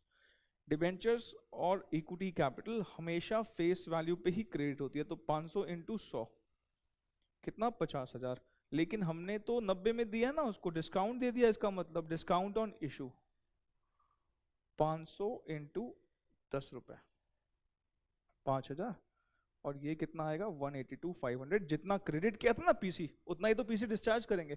और हमने पीसी कैसे पे किया है? कैश देके। हम कैश वर्ड नहीं लिखते, बचपन में 11th क्लास में कैश अकाउंट लिखते थे। अब हमें पता है कि हम सारी पेमेंट्स कैसे करते हैं, proper white channel bank account से। ठीक है, 17,500 being PC discharged। ये 3 एंट्रीज मैंने आपको अभी तक सिखाई थी, और ये 3 एंट्रीज आपको अच्छे से समझ में आ भी गई होंगी। मैं यहां पर आपको अब कुछ एक आध एंट्री से और फेमिलियर करवा रहा हूं। ठीक है, ऐसा करूंगा, पहले मैं वो 2 एंट्रीज आपको करवा देता हूं, उसके बाद उसका लॉजिक एक साथ क्लियर कर लेंगे। पहले उसको प्रोसीजरल तरीके से कर लेते हैं, क्वेश्चन खत्म करते ही फिर मैं उसके लॉजिकल पार्ट पर बात करूंगा आपके साथ। चलो, अब ना यहाँ पर एक खर्चा दिया हुआ है। कौन सा खर्चा दिया हुआ है? एक खर्चा यहाँ पे दिया हुआ है, वो है कॉस्ट ऑफ, जो मैंने कहा था ना एक लाइन छोड़नी है, cost of acquisition of the company. कितने रुपए है? 5,000 रुपए। ये जो 5,000 रुपए है, cost of acquisition of a company, जो हमने कंपनी एक्वायर करी है उसकी कुछ कॉस्ट है। अगर ऐसा कोई खर्चा है, मैं अभी बताऊंगा इसके और ये किस नाम से और हो सकता है, ऐसा कोई खर्चा है तो हमें एक एंट्री और पास करनी पड़ती है। और वो एंट्री जो करनी पड़ती है, उस एंट्री का क्या क्या पास करेंगे? उस एंट्री को goodwill account debit to bank account. Sir ये क्या बात हुई, गुडविल टू बैंक मतलब? ये तो कहीं दूर दूर से हमने सोचा भी नहीं था कि गुडविल टू बैंक करना पड़ेगा। हाँ, नहीं सोचा था, तभी तो मेरे पास आए हो, मैं सोचवाने तो आया हूँ आपको यहाँ पर। नहीं, मैं इसको भी एक्सप्लेन करता हूँ कि क्यों की है ये एंट्री। फिलहाल के लिए समझ लो कि ये एंट्री करनी है, ठीक है। अभी हम पहले पूरा क्वेश्चन सॉल्व कर लेते हैं, उसके बाद मैं इस एंट्री पे थोड़ा सा एक्सप्लेनेशन दूंगा आपको। कितने रुपए से है ये? 5,000 से। नरेशन क्या लिखे? Being cost of acquisition paid, ठीक है। चलो ये है, इस एंट्री का लॉजिक अभी क्लियर करता हूं, मान के चलो भी ये एंट्री होती है। अब मैंने आपको बताया था कि इस चैप्टर को करने से पहले आप रिडेम्पशन ऑफ प्रेफरेंस शेयर्स जरूर पहले कीजिएगा।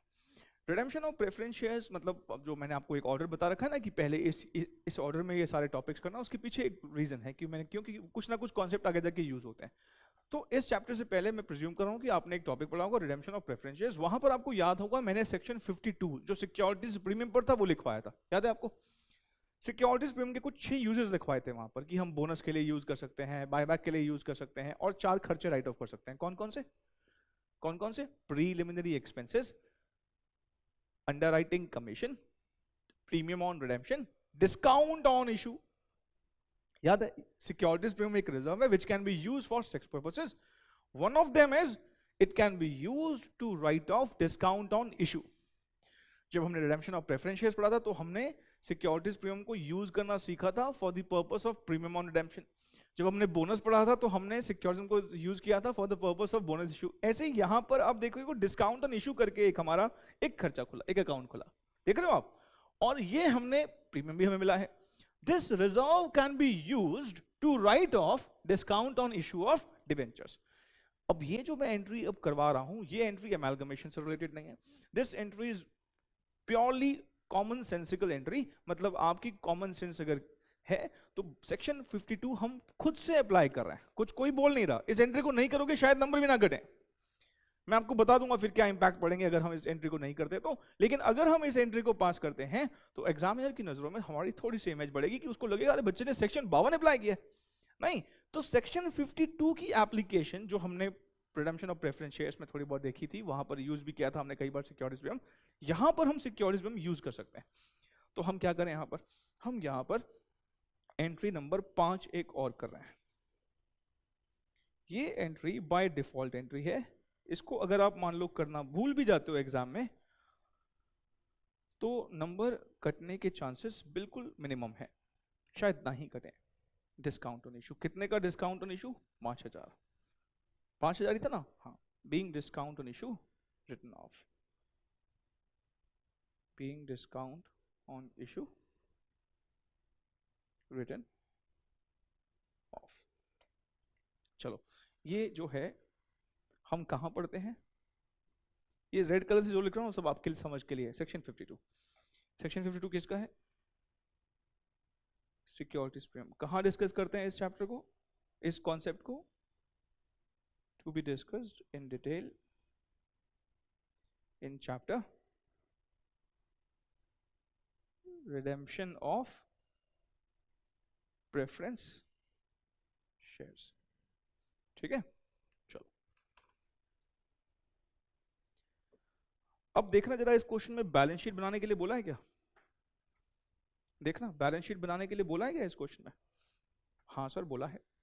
मेरे का क्या बताना रह गया अभी? इस वाली एंट्री का लॉजिक बताना रह गया, ठीक है ना। अच्छा अब मुझे एक बात वैसे सोच के बताना, ये एंट्री करने से अब क्या इंपैक्ट पड़ेगा बैलेंस शीट में? सर हमारा सिक्योरिटीज प्रीमियम कम हो जाएगा, 20 की जगह अब कितना हो जाएगा? 15, 5 यूज कर लिया ना। और डिस्काउंट ऑन इशू का लेजर क्लोज हो गया, डेबिट हुआ, नीचे क्रेडिट हुआ, अकाउंट क्लोज। अच्छा अब वापस से बैलेंस शीट किसकी मांगी है? देखो यहां पर किसकी बैलेंस शीट मांगी है? प्रिपेयर बैलेंस शीट किसकी? Of the company. कंपनी मतलब वुडलैंड्स लिमिटेड, वुडलैंड की बैलेंस शीट मांगी है यहां पर। तो इसका मतलब क्या हुआ, ये बिजनेस परचेज अकाउंट और ये बिजनेस परचेज अकाउंट आपस में क्या हो जाएगा? Close. Messrs A and B, messrs A and B का अकाउंट क्लोज, बैलेंस शीट में तो आएंगे नहीं। डिस्काउंट ऑन इशू का भी अकाउंट क्लोज हो गया, डेबिट किया, क्रेडिट किया। अगर आप बच्चों के दिमाग में सवाल उठ सकता है अगर लास्ट एंट्री ना करते फिर क्या होता, बताऊंगा अभी क्या करता हूं। अभी मैं पहले क्वेश्चन क्लियर करता हूं, फिर काफी इफ एंड बट लगा के सारी बातें समझ लेंगे, ठीक है। अच्छा गुडविल के लिए ध्यान रखना, यहां डेबिट करिए 24, यहां और डेबिट करिए 5, 2 बार डेबिट करिए। इसका मतलब गुडविल 24 नहीं, कितनी हो गई है? 29,000 which will be shown in balance sheet. जो फिर से वही बात जैसे पिछले क्वेश्चन में थी, ये वाली बैलेंस शीट कौन सी कंपनी की है? वुडलैंड्स की। ये बैलेंस शीट किसकी है? वुडलैंड्स की। वुडलैंड की है। सर क्या सर, वुडलैंड की कहाँ है? आप देखो ना, ये बैलेंस शीट किसकी है? अरे कैपिटल अकाउंट है ना, ए और बी के, ये बैलेंस शीट किसकी है? ए एंड बी की। पार्टनरशिप फर्म की बैलेंस शीट है, इसको फिर से क्या करना है? इग्नोर। हम किसकी बैलेंस शीट बनाने वाले हैं? कंपनी। कंपनी मतलब वुडलैंड, और वुडलैंड की बैलेंस शीट एग्जिस्टिंग तो है ही नहीं, तो वुडलैंड की वापस से बैलेंस शीट किसकी मदद से बनेगी? इसी जर्नल की मदद से।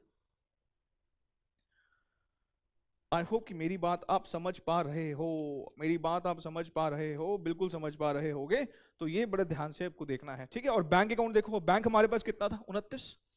क्या हमने बैंक यूज किया है? हाँ, यहाँ बैंक यूज किया है। और इवन ये 5,000 के खर्चे पे करने के लिए भी बैंक यूज किया है। छोटी मोटी गलतियां प्रैक्टिस से ही जाएंगी। प्लीज, हाँ प्रैक्टिस, आई होप कि आप लगातार कर रहे हैं, बहुत जरूरी है। चलो जी, आओ बैलेंस शीट बनाएं। Woodland limited balance sheet. अरे मैं रेड कलर यूज कर रहा हूँ, चलो कोई बात नहीं, मैं बदल देता हूँ।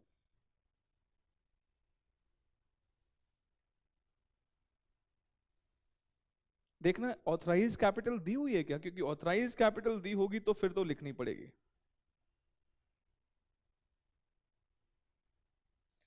हाँ sir, registered with a capital of 10 lakh rupees इसने दी है, ऑथराइज कैपिटल दी है।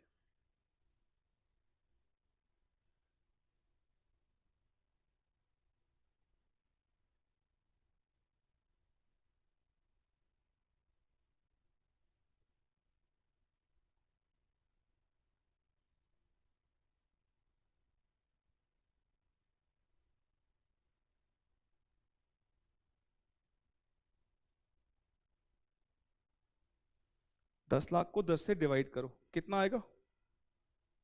1 लाख शेयर्स हो गए ना। 10 लाख रुपए है ना। देखो 10 लाख क्या क्या ना, रुपए लिखा हुआ है, 10 लाख रुपीज में है ये ऑथराइज कैपिटल। यहाँ पे तो 1 लाख शेयर्स थे, तो बाद में मल्टीप्लाई, यहाँ पे रुपीज में है, तो 10 lakh divide by 10, 1 lakh equity shares हो गए ना जो ऑथराइज है हमारे पास, 1 lakh equity shares of rupees 10 each.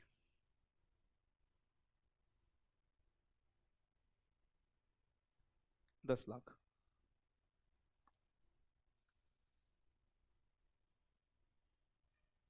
Issued and paid up capital. कितने शेयर्स इशू किए हैं देखो, थर्ड एंट्री देखो, हमने देखा था 10,000 शेयर इशू कर रखे हैं। 10,000 equity shares of rupees 10 each.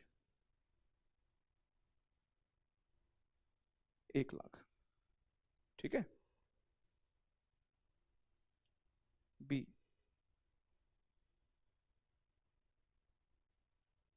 Reserves and surplus. देखो भाई, रिजर्व एंड सरप्लस कौन कौन से हैं हमारे पास? मेरे ख्याल से जर्नली देखनी है बस, तो सिक्योरिटीज प्रीमियम ही है इकलौता। कितने का सिक्योरिटीज प्रीमियम था? 20,000, जिसमें से 5,000 तो हमने यूज कर लिया डिस्काउंट को राइट ऑफ करने के लिए, तो कितना बचा? 15,000। कोई नॉन करंट लाइबिलिटी भी है क्या इस क्वेश्चन में? हाँ सर, नॉन करंट लाइबिलिटी है। कौन सी है non current liability? Debentures. 14% debentures.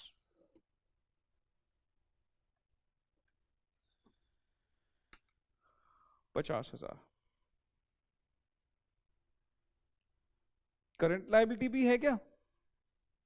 हाँ सर, करंट लाइबिलिटीज भी है। कितने की करंट लाइबिलिटी है? बिल्स पेबल है। कितने की थे बिल्स पेबल? चेक करना जरा, हमने टेक ओवर किया था ना। जर्नल देखना, बैलेंस शीट नहीं देखनी है, जर्नल देखो कितने बताओ। सर बिल्स पेबल शायद 16,000 के थे, और हमने सन्ड्री क्रेडिटर्स भी टेक ओवर किए हैं, वो कितने के टेक ओवर किए हैं? 30,000 के, ठीक है। टोटल अभी करेंगे, पहले बैलेंस शीट टैली तो देख लें हो रही है कि नहीं हो रही। मैंने यहाँ पर प्रोविजन नहीं लिखा है। क्यों नहीं लिखा है प्रोविजन? क्योंकि वो हम डेटर्स में से माइनस करके दिखाते हैं।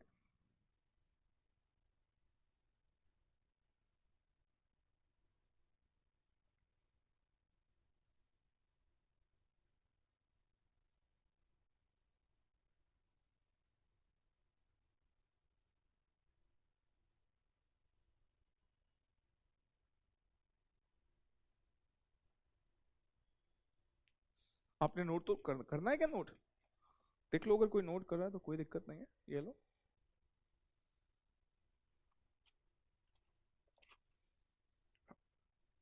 नॉन करंट एसेट्स में हमारे पास हैं कौन कौन से एसेट हैं? फर्नीचर एंड फिक्सचर है, और कौन सा है? प्लांट एंड मशीनरी है। एंट्री देखो ना, और क्या है? लैंड एंड बिल्डिंग है, और है गुडविल है, हाँ गुडविल भी है।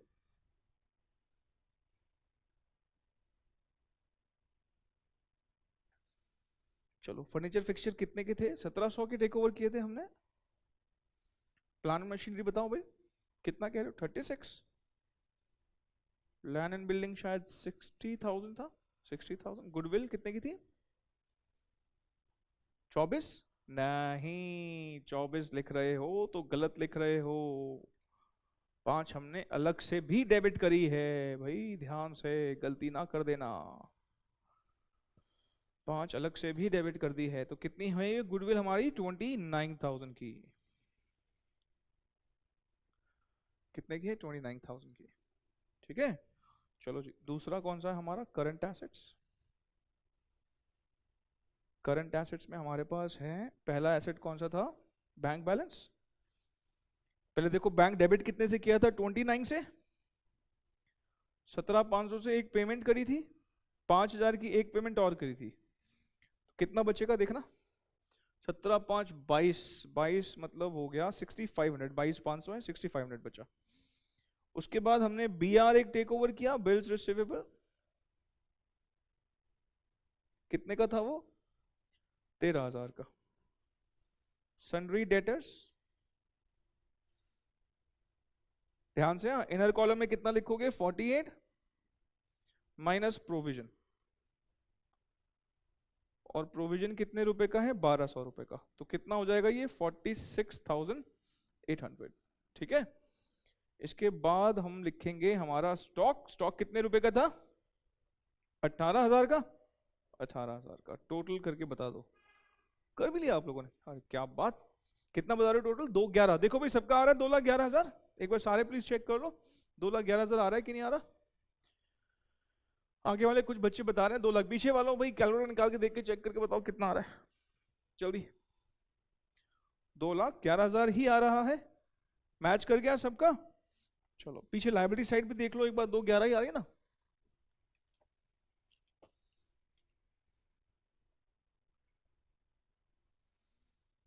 दो ग्यारह ही आ रही है, सारे 2,11 आ रहा है, ठीक है।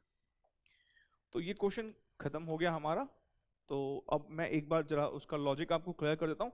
आज मुझे कहीं जाना है जल्दी, तो मैं ये वाली क्लास थोड़ी छोटी ले रहा हूँ आपकी।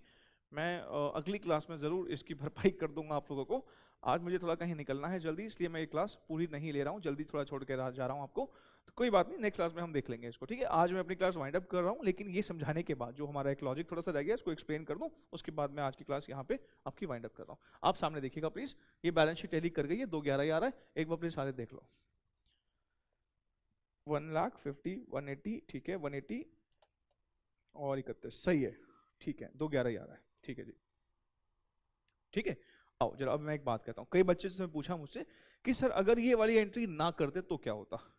ये बात मैंने वैसे आपको पहले एक चैप्टर में बता भी रखी है। अगर ये एंट्री ना करते तो क्या होता? सिक्योरिटीज पे हम फिर कम ना होता, सिक्योरिटीज में कितना आता? 20। और discount on issue of debentures को क्योंकि हमने राइट ऑफ तो किया नहीं होता, ये वाली एंट्री नहीं कर रखी होती, तो इसका मतलब सिर्फ डेबिट ही हो रखा होता, बस ये डेबिट हो रखा होता। और क्योंकि ये सिर्फ डेबिट हो रखा होता, तो डेबिट बैलेंसेस बैलेंस शीट में कहां शो होते हैं? एसेट साइड की liability side? Debit balances show होते हैं एसेट साइड पर। तो अगर ये अगली वाली एंट्री ना कर रखी होती हमने, तो डिस्काउंट ऑन इशू जो है वो हमारा कहां पर आता? वो हमारा फिर बैलेंस शीट में आता, और कहां पे आता? एसेट साइड पर आता। अब सवाल ये उठता कहां पे आता? नॉन करंट की करंट एसेट। इस पर आप जो है, क्योंकि ना मैं आपको जब डिबेंचर्स चैप्टर पढ़ाऊंगा तो वहां पे डिस्काउंट ऑन इशू को राइट ऑफ करना भी सीखेंगे, तो वहां पर हम ना कई बार 1 साल से ज्यादा में राइट ऑफ कर देते हैं उसको। एज 26 में discount on issue of debentures के बारे में कुछ नहीं लिखा। जनरली कोई भी फिक्टिशियस एसेट होता है तो हम जनरली इंस्टेंटली राइट ऑफ करने की सोचते हैं। Discount on issue of debentures को आप नॉन करंट एसेट में शो कीजिएगा। वैसे नॉन करंट में शो कर दो, करंट में शो कर दो, हमारा ICS है, इसको लेके इतना स्पेसिफिक नहीं है, क्योंकि अब डिस्काउंट ऑन इशू या कोई भी मिसलेनियस एक्सपेंडिचर के लिए बैलेंस शीट में ना कोई हेड नहीं है। पहले एक जमाना होता था बैलेंस शीट में एक मिसलेनियस एक्सपेंडिचर नाम का हेड होता था, जो कि अब है नहीं।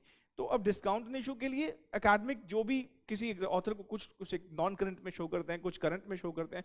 आपको मैं कह रहा हूँ डिस्काउंट इशू के बारे में अगर क्वेश्चन मान लो आप नहीं राइट ऑफ करते तो उसे कहाँ शो करना, बैलेंस शीट में एसेट साइड में नॉन करंट एसेट में शो करना। अगर आपको लगता है अगर आप राइट ऑफ करना भूल गए हैं तो राइट ऑफ कर दोगे तो बात ही खत्म हो जाएगी ना, तो शो करने की नीड नहीं होगी। लेकिन अगर शो करते हो तो बैलेंस शीट में कहाँ शो कर देना, नॉन करंट एसेट्स में। एसेट साइड में क्यों, क्योंकि इसका बैलेंस डेबिट है, खत्म नहीं करोगे तो डेबिट बैलेंस कहाँ शो होते हैं, जैसे सारे एसेट्स के डेबिट बैलेंस होते हैं, इसके भी कौन सा बैलेंस होगा, डेबिट। ठीक है, यहां तक डन। ठीक है सर, इसके बाद अब ये एक छोटी सी बात मैं एक्सप्लेन कर देता हूं कि इसके लिए गुडविल क्यों डेबिट किया। ठीक है, आइए जरा अब छोटी सी बात मैं एक्सप्लेन कर रहा हूँ, एक फ्रेश एग्जांपल यहाँ पर लेके आपको बता रहा हूँ, और फिर हम आज की क्लास को क्या करते हैं, खत्म करते हैं। ठीक है, चलो अब सुनिएगा ध्यान से। देखो, जब भी ना कोई अमेलगमेशन की डील होती है ना, जब भी कोई अमेलगमेशन की डील होती है तो हम तो यहाँ पर आधे घंटे में क्वेश्चन खत्म करके निपट जाते हैं। प्रैक्टिकली कोई भी अमेलगमेशन की डील कुछ महीनों में नहीं, कई बार महीनों मतलब साल, 1.5 साल, 2 साल भी लग जाता है। जानते हो वोडाफोन और जो आइडिया का जो जो मर्जर डील था, अमेलगमेशन डील था, वो उसको पूरा होने में शायद अभी पता नहीं पूरी हुई भी कि नहीं हुई, उसको 18 महीने का समय लगना था पूरा होने में, 18 मंथ्स का समय लगना था पूरा होने में। क्यों इतना माना, क्योंकि बहुत सारे अप्रूवल लेने पड़ते हैं। एक मर्जर डील जब होती है, एक अमेलगमेशन डील होती है, तो बहुत सारे अप्रूवल्स लेने पड़ते हैं। फॉर एग्जांपल, अगर मान लो किसी बैंकिंग कंपनी भी इन्वॉल्व है मर्जर में, तो आरबीआई का अप्रूवल लेना पड़ेगा। अगर कंपनी लिस्टेड है तो सेबी का अप्रूवल लेना पड़ेगा। अगर और सीसीआई का अप्रूवल तो लेना ही पड़ता है। सीसीआई मतलब आपने पढ़ा होगा ना अपने लॉज वगैरह में, कंपटीशन काउंसिल ऑफ इंडिया, इसका तो अप्रूवल लेना ही पड़ता है हमेशा। क्यों अप्रूवल लेना पड़ता है, क्योंकि कहीं ऐसा ना हो ना कि आपकी जो मर्जर की डील है आपको इतना बड़ा बना दे कि कंपटीशन अफेक्ट ना हो जाए। क्योंकि कंपटीशन अगर अफेक्ट होता है तो कौन सबसे ज्यादा सफर करता है, कंज्यूमर। क्योंकि किसी के पास मोनोपोलिस्टिक सिचुएशन आ जाएगी, प्राइसिंग कंट्रोल करने की अगर पावर आ जाएगी, तो सबसे ज्यादा कौन सफर करेगा, कंज्यूमर सफर करेगा। इसीलिए कंपटीशन काउंसिल ऑफ इंडिया जो है उससे भी एक अप्रूवल लेना पड़ता है। और ये सारे रेगुलेटरी अप्रूवल्स लेने के लिए कई बार गवर्नमेंट मतलब एमसी का भी अप्रूवल लेना, सेबी का अप्रूवल लेना, आरबीआई का अप्रूवल लेना, और अगर फॉरेन इन्वेस्टमेंट इन्वॉल्व है तो एफआईपीबी का अप्रूवल लेना। तो अभी जैसे हमने कहा सीसीआई, इतने सारे अप्रूवल्स लेना। और जब इतने सारे अप्रूवल लेने हैं तो बहुत ऑब्वियस सी बात है टाइम लगेगा। और आप जब किसी गवर्नमेंट एजेंसी के साथ ऑफ कोर्स अगर आप कोऑर्डिनेट करेंगे, कोऑपरेट करेंगे, तो आपको टाइम लगेगा। इसलिए एक मर्जर डील में बहुत सारा टाइम लग जाता है। अब आप जरा ध्यान से सोचना, ठीक है, हमने एसेट्स डेबिट किए, हमने लायबिलिटीज क्रेडिट की। ठीक है, मान लो 100, लायबिलिटीज मान लो 20, और हमने बिजनेस परचेज क्रेडिट किया। मान लो बिजनेस परचेज क्रेडिट किया 110। आपने कितने के नेट एसेट्स टेक ओवर किए, 80 के। पीसी कितना दिया, 110। कितना ज्यादा दिया है, 30 रुपए। तो क्या निकल के आएगा, गुडविल। कितने का गुडविल आएगा, 30 रुपए का। आ रही बात समझ में आपको, गुडविल आएगा। ठीक है, ये एंट्री कर दी हमने। लेकिन प्रॉब्लम पता है क्या है, अभी इस अमेलगमेशन की डील को क्लोज होने में पता नहीं कितना वक्त लगेगा। आपने ये एंट्री करा दी अभी, लेकिन पता नहीं कितना वक्त लगने वाला है। आगे जाके पता नहीं कितने खर्चे आ जाए, पता नहीं कितने खर्चे आगे जाके होने वाले हो। और खर्चे अगर आगे होंगे तो डिस्प्यूट राइज हो सकता है। किस बात का डिस्प्यूट, कि ये परचेज कंसीडरेशन बायर पे करेगा या सेलर पे करेगा। ये परचेज कंसीडरेशन जो है वो कौन पे करेगा, बायर पे करेगा या सेलर पे करेगा। मतलब आप अगर सोचे ध्यान से, ये अमेलगमेशन की डील हुई है, डील होने में अभी पता नहीं कितना वक्त लगेगा इस डील को क्लोज होने में। कल को लिक्विडेशन के खर्चे होंगे, एक्विजिशन के खर्चे होंगे। आप जब दो पार्टीज मिल रही हैं, बहुत सारे ऐसे खर्चे होंगे जिस पर हो सकता है डिस्प्यूट राइज हो जाए, जिस पे हो सकता है क्या हो जाए, डिस्प्यूट राइज हो जाए। और अगर कोई डिस्प्यूट राइज हो गया और उस पर्टिकुलर खर्चे को लेके कौन बियर करेगा, ये बात पहले से क्लियर होना जरूरी है। अच्छा, मुझे पता भी नहीं कि आगे कितने खर्चे होने वाले हैं। फॉर एग्जांपल सपोज आगे अप्रूवल लेने के लिए कहीं पे फीस देनी पड़ जाए, अब वो फीस कौन पे करे भाई। अप्रूवल तो दोनों के लिए ही है ना, मर्जर डील होनी है, अप्रूवल तो दोनों के लिए, कौन पे करेगा पहले से तय होना जरूरी है। देखो, ओल्ड कंपनी अगर पे करती है, मतलब वेंडर कंपनी पे करती है, तो मैं उसकी बुक्स अभी नहीं सिखा रहा हूं। मैं कह रहा हूं कि आपने बीइंग अ परचेजिंग कंपनी, आपने वेंडर कंपनी को बोल दिया भाई देखो आगे जाके जितने भी, अभी पता नहीं कितने हैं, आगे जाके जितने भी खर्चे होंगे ना, उसमें से मान लो आपने बोला कुछ पोर्शन हम पे कर देंगे। एक्विजिशन से रिलेटेड खर्चे। कई बार हम सामने वाली कंपनी को टेक ओवर कर रहे हैं, उसके सारे एसेट हमारे हो जाएंगे, तो उसके पास पैसे हैं नहीं। सोचो ना, उसका बैंक बैलेंस आपने ले लिया, अब क्योंकि उसका बैंक बैलेंस आपने ले लिया, उसके पास अब पैसा है नहीं, उसको बंद कराने के भी तो खर्चे होंगे। आप में से जिन्होंने लिक्विडेशन पढ़ रखा है, लिक्विडेशन के खर्चे होते कि नहीं होते, उसको बंद कराने के खर्चे होंगे, वो देगी कहां से? उसका तो सारा पैसा आपने टेक ओवर कर लिया। मतलब हो सकता है हम यहां तक कमिट कर देंगे, तेरी लिक्विडेशन खर्चे भी हम पे करेंगे जितने भी लगे। पर प्रॉब्लम पता है क्या है, ये वाली एंट्री पास करते वक्त मुझे नहीं पता होता कि वो खर्चे कितने हैं। सपोज परचेजिंग कंपनी ने बोल दिया जितने होंगे हम दे देंगे, अब आगे जाके पता लगा कि वो खर्चे 5 करोड़ रुपए के हैं। अब यहां पर इस स्टेज तक नहीं पता था, आगे जाके पता लगा। मान लो ये 5 करोड़ की लायबिलिटी अगर हमें यहीं पर पता होती, ऐसे एग्जांपल दे रहा हूं, अगर ये 5 करोड़ की लायबिलिटी हमें यहीं पर पता होती तो यहां हम 5 और लिखते। जैसे ये 20 है ना, 25 की लायबिलिटी कहीं ना कहीं 5 आपको आगे देने पड़ रहे हैं, मतलब 25 की लायबिलिटी ली। इसका मतलब 100 के एसेट लिए, 25 की लायबिलिटी ली, तो देखा जाए तो आपने कितने के एसेट लिए हैं? 75 के, लेकिन पेमेंट कितना किया? 110 का। मतलब यहाँ पे गुडविल फिर ये नहीं आता, फिर गुडविल कितना आता? 35 आता। भाई ये, लेकिन प्रॉब्लम है ना कि ये मुझे इस स्टेज पर पता ही नहीं है, तो मुझे ये 30 यहां लिख दिया। लेकिन मैं जानता हूं अगर ये लायबिलिटी यहीं पता होती ना, ये लायबिलिटी अगर यहीं पता होती ना, तो मैं इस 5 रुपए को यहां पर लिखता, ये 20 की जगह 25 लिखता, 20 की जगह 25 लिखता, तो ये 30 की जगह 35 आता। मतलब ये कि ये एक्स्ट्रा पेमेंट जो आगे जाके पता लगी, ये मेरी गुडविल को बढ़ा रही है। गुडविल को बढ़ाने का मतलब ये लायबिलिटी है, ये मेरे नेट एसेट्स को घटा रही है। मेरे नेट एसेट्स को घटाने का मतलब मेरे पास और कम एसेट आए हैं, पेमेंट ज्यादा कर रखी है, तो गुडविल और बढ़ेगी। पर इस स्टेज तक ये मुझे 5 लाख रुपए का, 5 करोड़ का खर्चा नहीं पता होता। तो हम फिर क्या करते हैं, ठीक है गुडविल बढ़नी थी ना, तो जब हम बाद में पे करते हैं तो हम फिर एंट्री क्या कर देते हैं, सीधा गुडविल टू बैंक। कितने की एंट्री कर देंगे? 5। जैसे कि मैं अब ये क्वेश्चन बताता हूं, मान लो ये जो 5,000 रुपए है, ये कॉस्ट ऑफ एक्विजिशन बाद में पता लगती है, क्योंकि बहुत सारे अप्रूवल्स हैं। हमने तो डील के टाइम पे तो ये वाली, जब हम डील करते हैं ना, जब डील होती है अमेलगमेशन की, तो ये वाली एंट्री पहले हो जाती है, ये वाली एंट्री बाद में होगी। तो मैं अब 5,000 की जो लायबिलिटी है, मान लो ये मुझे पहले से ही पता होती, मतलब मुझे कहां पता होती, मुझे मान लो यहां पता होती, तो जानते हो मैं यहां पर एक लायबिलिटी और लिखता यहां पे मान लो 5, अब मत करना आप, अगर मान लो यहां पे 5 बढ़ जाता तो ये 24 थोड़ी आता गुडविल, फिर ये गुडविल कितना आता? फिर ये गुडविल 29 आता। इसका मतलब बाद में पता लगने का मतलब थोड़ी गुडविल बदल दूंगा। तो यहां पे नहीं पता था तो गुडविल 24 आई, तो हमने फिर क्या किया, बाद में जब पता लगा तो गुडविल को हमने अलग से डेबिट मार दिया। अब देखो गुडविल हम बैलेंस शीट में कितनी शो कर रहे हैं, गुडविल बैलेंस शीट में कितनी शो कर रहे हैं? 29,000। कितना शो कर? 29। और यही 5 अगर मुझे यही पता लग जाते तो मैं यहाँ 5 लिखता, तो ये कितना आता? फिर 29 आता। तो हमें गुडविल तो 29 दिखानी पड़ेगी। मतलब ये कुछ लायबिलिटीज हमें इस स्टेज तक नहीं पता होती, क्योंकि इस स्टेज तक नहीं पता होती, बाद में पता लगी है कुछ लायबिलिटी, तो जब पता लगी है तो हम फिर क्या कर देंगे, गुडविल अकाउंट डेबिट कर देंगे और बैंक अकाउंट को क्रेडिट कर देंगे। इस बात को जो मैंने अभी बोली है, अभी बहुत सारे क्वेश्चंस में आएगा, हो सकता है थोड़ा बहुत डाउट रह गया हो। मैं अगली क्लास में इस वाली बात को एक बार फिर से एक्सप्लेन कर दूंगा ताकि क्लैरिटी आए। फिर जब क्वेश्चंस आएंगे तो मैं इस बात को और बेहतर तरीके से एक्सप्लेन कर दूंगा जब इन पर और क्वेश्चंस आएंगे। कुछ बच्चों के दिमाग में एक बात ये भी आ सकती है, देखो मेरे को अगर सही में कुछ चीज को अगर रोक छुपाना होता, नहीं बताना होता, तो मैं ये बातें आपके सामने खुद से नहीं खोलता। कुछ बच्चों के दिमाग में हो सकता है ये बात आ सकती हो कि सर ये गुडविल नहीं, अगर सीआर आता तो फिर क्या करते? हम फिर कुछ करते, क्या करते? मैं इसको अभी फिलहाल आज इतना टेकअप करो, समझो। अगली क्लास में मैं पहले तो इस कॉन्सेप्ट को एक बार फिर से रिपीट कर दूंगा, गुडविल टू बैंक वाले को, और दूसरा सीआर को लेके जो आपके दिमाग में डाउट है, अभी के लिए मैं बोल दूं, हम एंट्री तो यही करेंगे गुडविल टू बैंक, लेकिन अगर सीआर आएगा इस वाली एंट्री में तो उसका इंपैक्ट क्या होगा वो मैं आपको क्लैरिफाई करूंगा जैसे ही हम इस पर एक क्वेश्चन अभी आएगा आगे जाके, जैसे वो क्वेश्चन हम करेंगे, ठीक है। फिर भी मैं इस पर्टिकुलर पॉइंट को अगली क्लास में आते ही अच्छे से एक्सप्लेन कर दूंगा। तो मैं मिलता हूं कब आपसे? नेक्स्ट क्लास में।